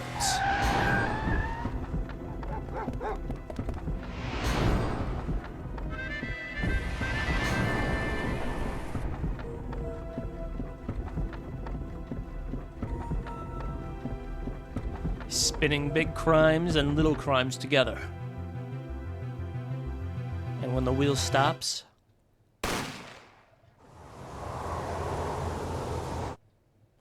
you die.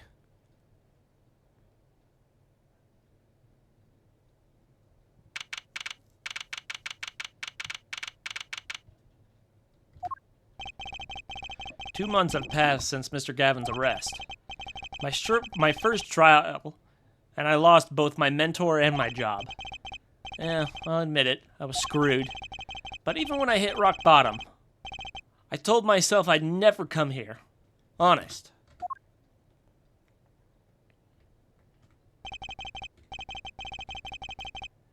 Here being at the legendary Wright & Co. law offices. What?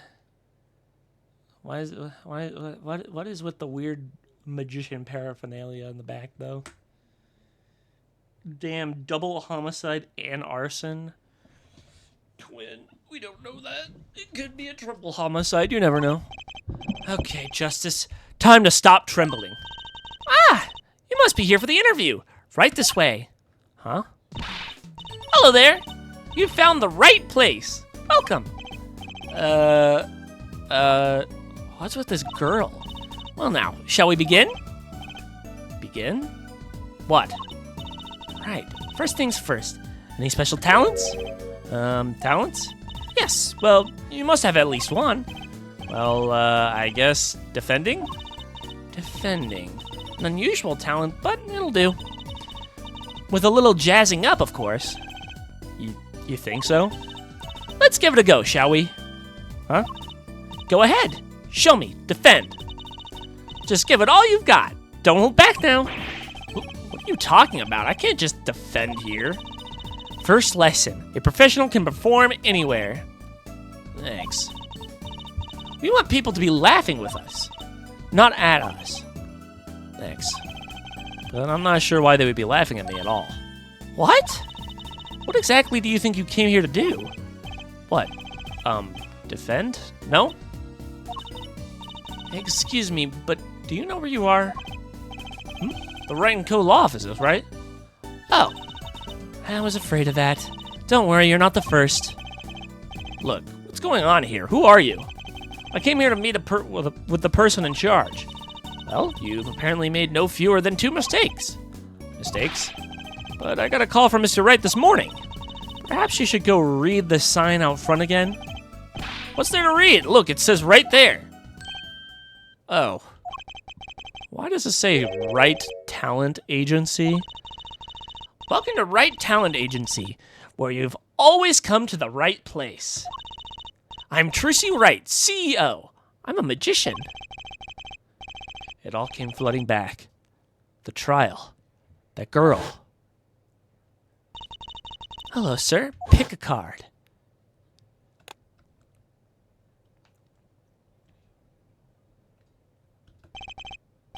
That's right. That's right. She's my daughter. Trucy Wright. Here, check out our flyer. So, what's your name?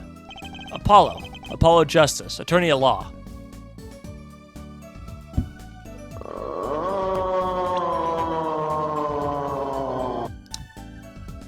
Gunnar Matt is here. Apparently the daughter, well, she's 15, okay. He's raising a 15-year-old daughter, damn. El Bozo.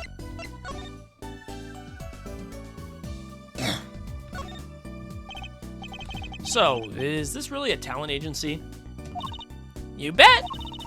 Daddy started it 7 years ago, when he quit law. Of course, we only have 2 people signed up right now. 2 people. Does that include you? Trucy Wright, magician extraordinaire. I've done a lot of stage shows, paid too. I'm a professional, you know.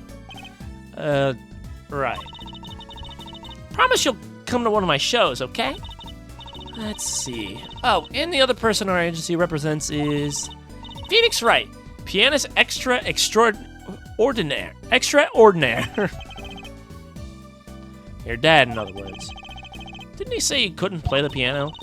Our agency doesn't see that as a problem. Why, there are many magicians who can't do magic. At least you're optimistic, I'll give you that. So you're Phoenix Wright's daughter? That's right.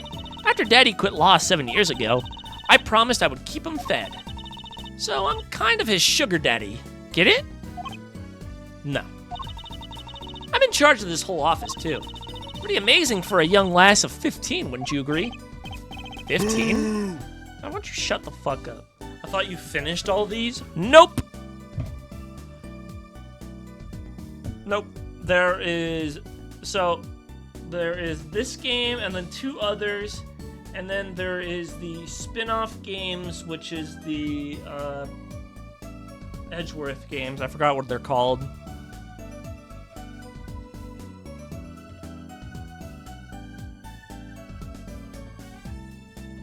Ace Pros. What was it called?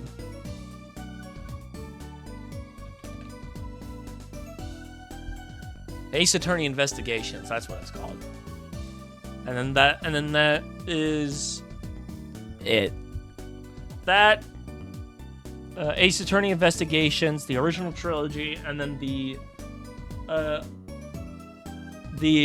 prequel games that we played the last time. So technically, after we beat this, we'd have almost every single game. Yeah. It's pretty cool. 15? How old is Mr. Wright? Daddy? Oh, he's 33. This year. I'm sure there's a good explanation. I hope.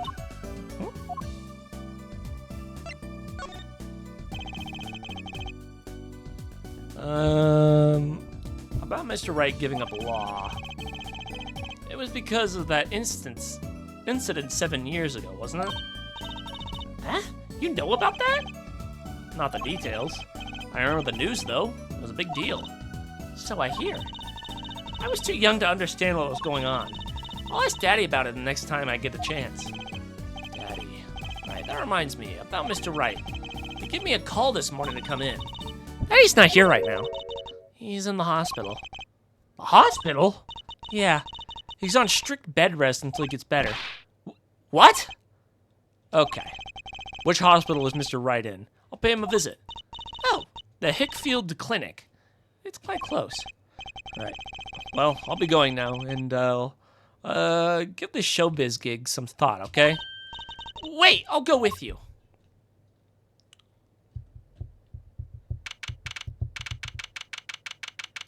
Oh my gosh, look at all those fucking movies.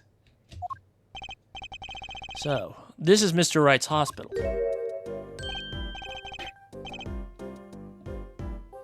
How is this guy still around? Visitors, are ya? Yeah, are you the doctor? Yup. Dr. Hurtfield's the name. Good morning, doctor. Oh, hi there, Trucy. Chill as ever. Is this Daddy's room? Oh, yeah. Except he's gone for a morning checkup. He'll be back soon. How are you, Miss Trucy? Got any places you'd like examined? I don't like this guy. I didn't like him before, I don't like him now. Doctor, the nurse was looking for you. Why, if you isn't Dario, the cutest little thing in town. Guess I'll be off then, eh? Later, Trucy. Wow, what an old bird that guy was. Good morning. Didn't expect you so soon, Apollo. Mr. Wright. So, what happened? Who could have imagined it? Me, victim of a hit and run. A hit? And you were hit by a car? Oh, he tried to swerve. I'll give him that. Picture me tossed 30 feet through the air, only stopping when my head hit the telephone pole. You hit a telephone pole with your head? Are you okay? Thankfully, my only injury was my sprained ankle. How? He really is as lucky as they say. How the fuck did he only sprain his ankle if he got hit by a car, launched into a telephone pole? You would think he would have like a concussion or something, but no. He's like, I only hurt my foot. There's something that, doesn't sit right. I can't believe you have a daughter, Mr. Wright. And she's so big. Not fat, but, you know what I mean. Oh, Trucy's still a child. Daddy, how many times do I have to remind you? I'm not a child anymore. But you'll always be Daddy's little baby girl to me, Trucy. My foot, I'm not buying it. Oh, something you should know about Trucy. She's a magician, right? She told me. Not a mere stage magician, she's a genius. Teehee. Aw, Daddy. You'll soon come to appreciate her talent. You could just tell me things instead of insinuating them. So why did you contact me? What could the Wright Talent Agency possibly want with me? No need to get prickly now. Hey, I didn't ask to be dragged into like this. Huh? But didn't you come into the office of your own free will anyway? Well, yeah, of course. Help! We're in big trouble here at the office. Big! I thought someone was dying. So you don't think this is big trouble? My talent agency represents only 2 people, and one of them is in the hospital. That's right. Daddy, how are you going to pay this month's rent? And the groceries? That's a problem with such a tight operation. It's a symbiotic relationship. When one of us falls, the other 2 must fall. Hey, this isn't exactly a suitable conversation to be having with a 15-year-old. In any case, if Apollo here can help you, you'll have to transfer to a new school. Again. No, I can't. I can't. I only just made friends. How could you do this to me? To us, Polly? Huh? What? Now it's my fault. Also, Polly? What the fuck? Polly want a cracker? On that note, how about you come work for us? I've got the perfect client for you already lined up. A client? You mean I get to do my job? I could defend in court? Alright, I'll hear what you have to say. You got him, Daddy.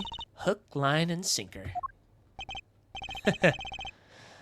Now it's time to reel him in. It's official. I'm scared.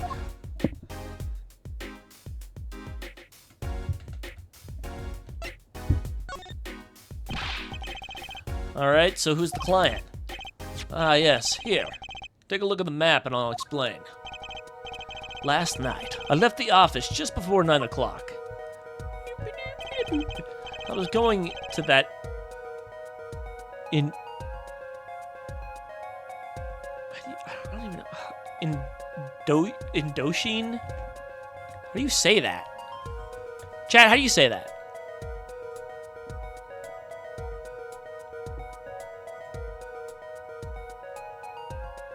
Well, that actually is really...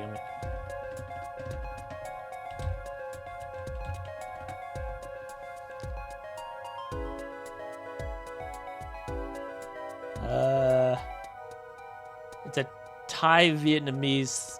It has something to do with Thai. How do you pronounce it? Stop. Indochine? Indochine. If you can't read, use Google. Well, what do you think I just did? You asshole! I was going to that Indochine pasta joint. Alden Tay's. Alden Tay? What?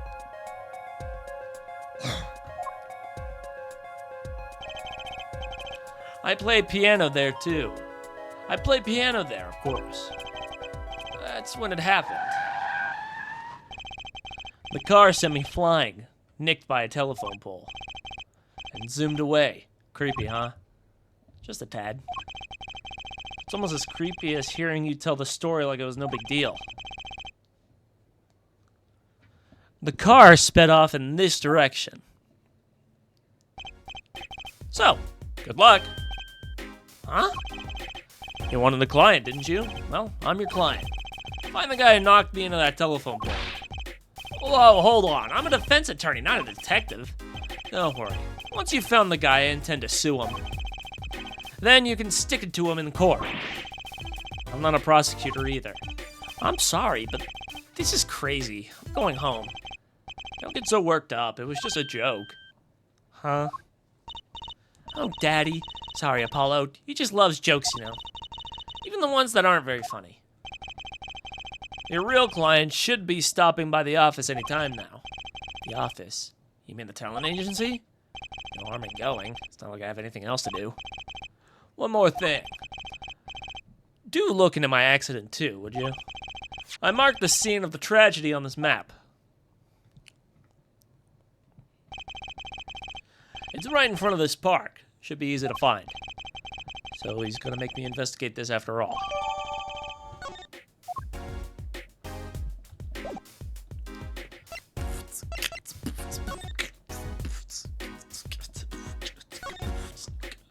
Alright, let's go to the poopy agency. Hey! How long you planning on making me wait, eh? Good morning. I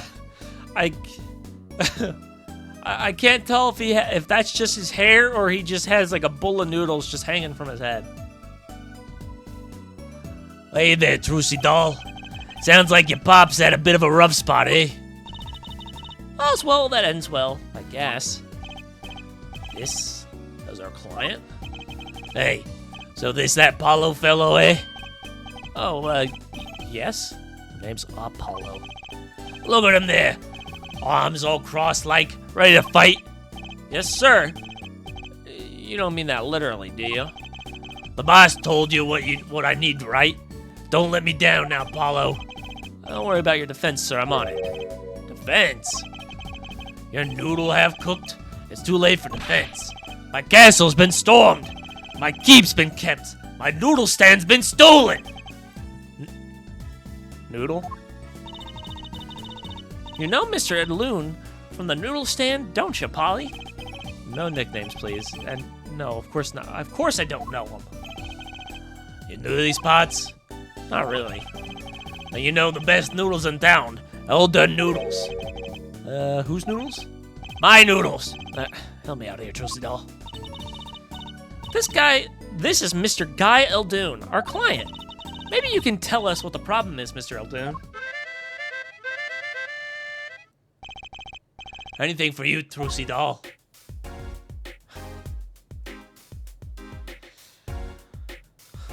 Only real Giga Chads use up their fucking brings out a harmonica.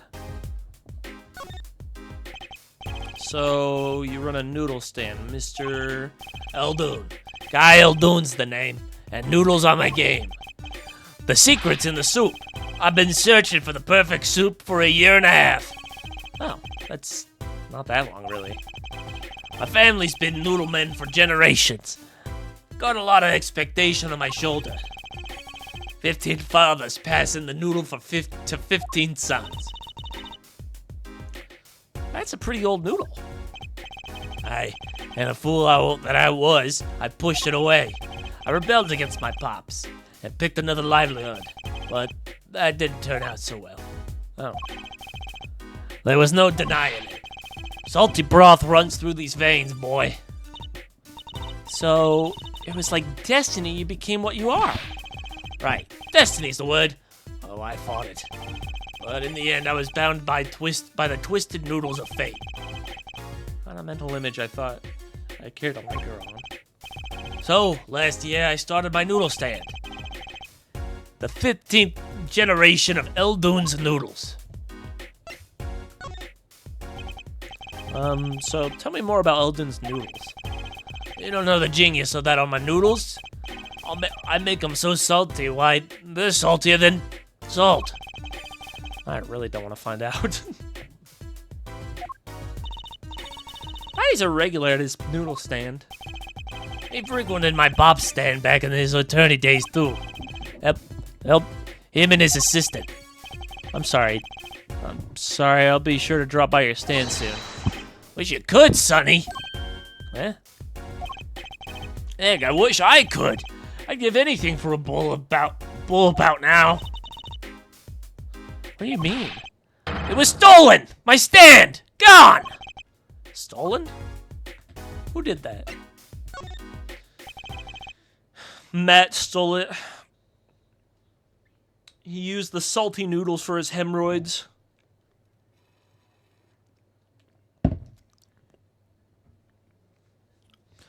It was last night. I was doing my rounds, blowing my whistle. That's a harmonica, not a whistle, but whatever. It's like an ice cream truck's bell, but louder. He even gets complaints. Now you're trying to butter me up. That sounds more like the blues than a whistle. I closed up my stand for the night and parked by my house. Then, this morning, dark and early, it was gone. My keep, my castle. Oh.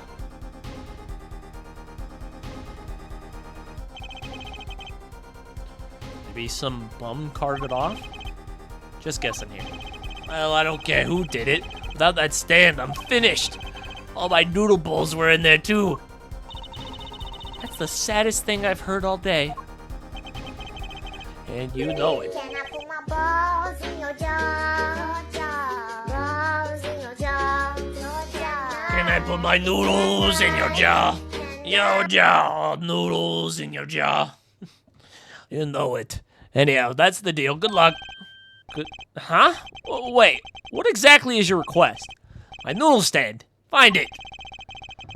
And the day you bring my baby back is the day you feast on as many noodles as you want. Of course, I make it so hot and salty, 2 noodles will kill a man. So then I'd really need a defense. Speaking of defense, that's what I do. I'm a lawyer, not a detective. This is where I live. You drop by if you need any info, okay?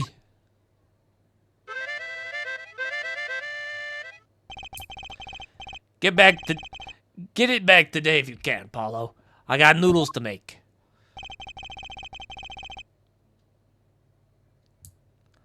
Things have certainly taken a turn for the bizarre.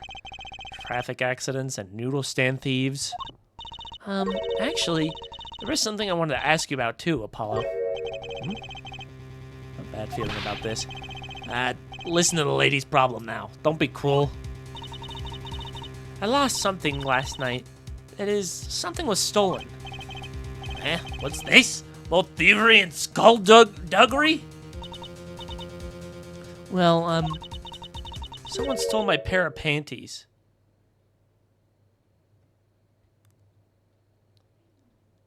Okay, now this is getting weird. Panties?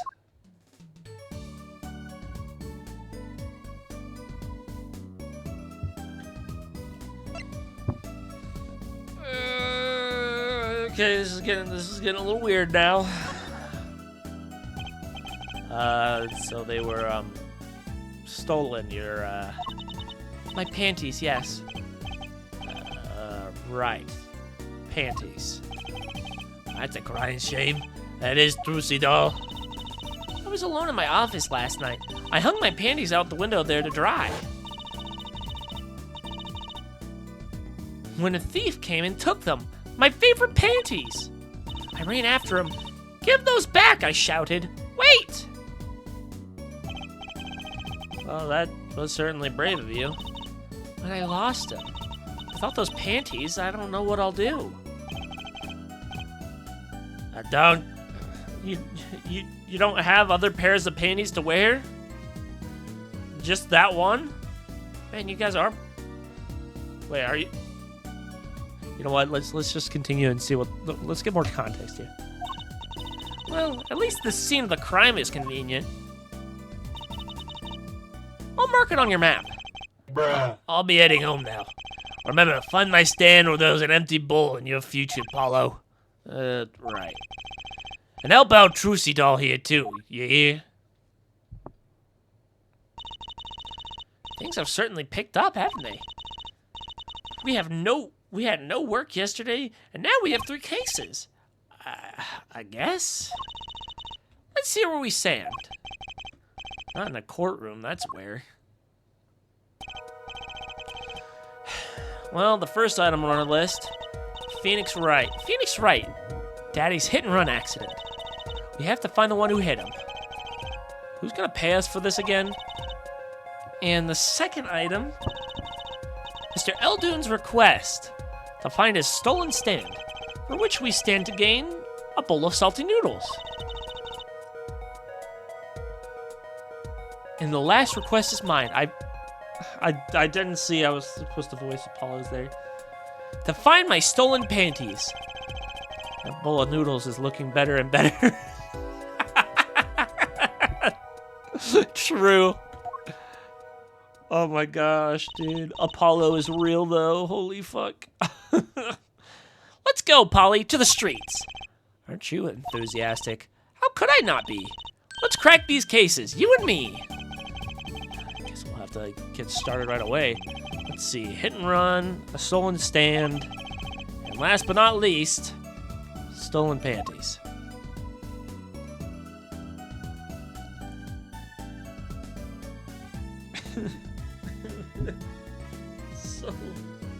It's so weird. It's so fucking weird, dude. The fucking panties, dude. Oh my gosh. I mean, this game isn't really a kid's game, but I don't think it ever goes in that direction. As far as I've seen. Fuck. Okay. Alright. We've been doing this for almost 4 hours. I'm gonna go ahead and call it a night. Fucking shit. Okay. Thank you for coming by. I appreciate it. We'll play more Apollo Justice tomorrow. Because, yeah. Oh, I'm getting a fucking headache now, too. Doing that Noodle Guy's voice really did a number on my brain. Holy shit. You just started? Well, you're about to just farted. Yeah, bitch. Well, Matt, maybe fucking come to stream. Join the stream earlier, you freak. Ever think about that? Maybe squirt out your hemorrhoid juices sooner than later. Alright. You guys have a good rest of your night. I'll see you tomorrow. Mwah! Good night, everybody.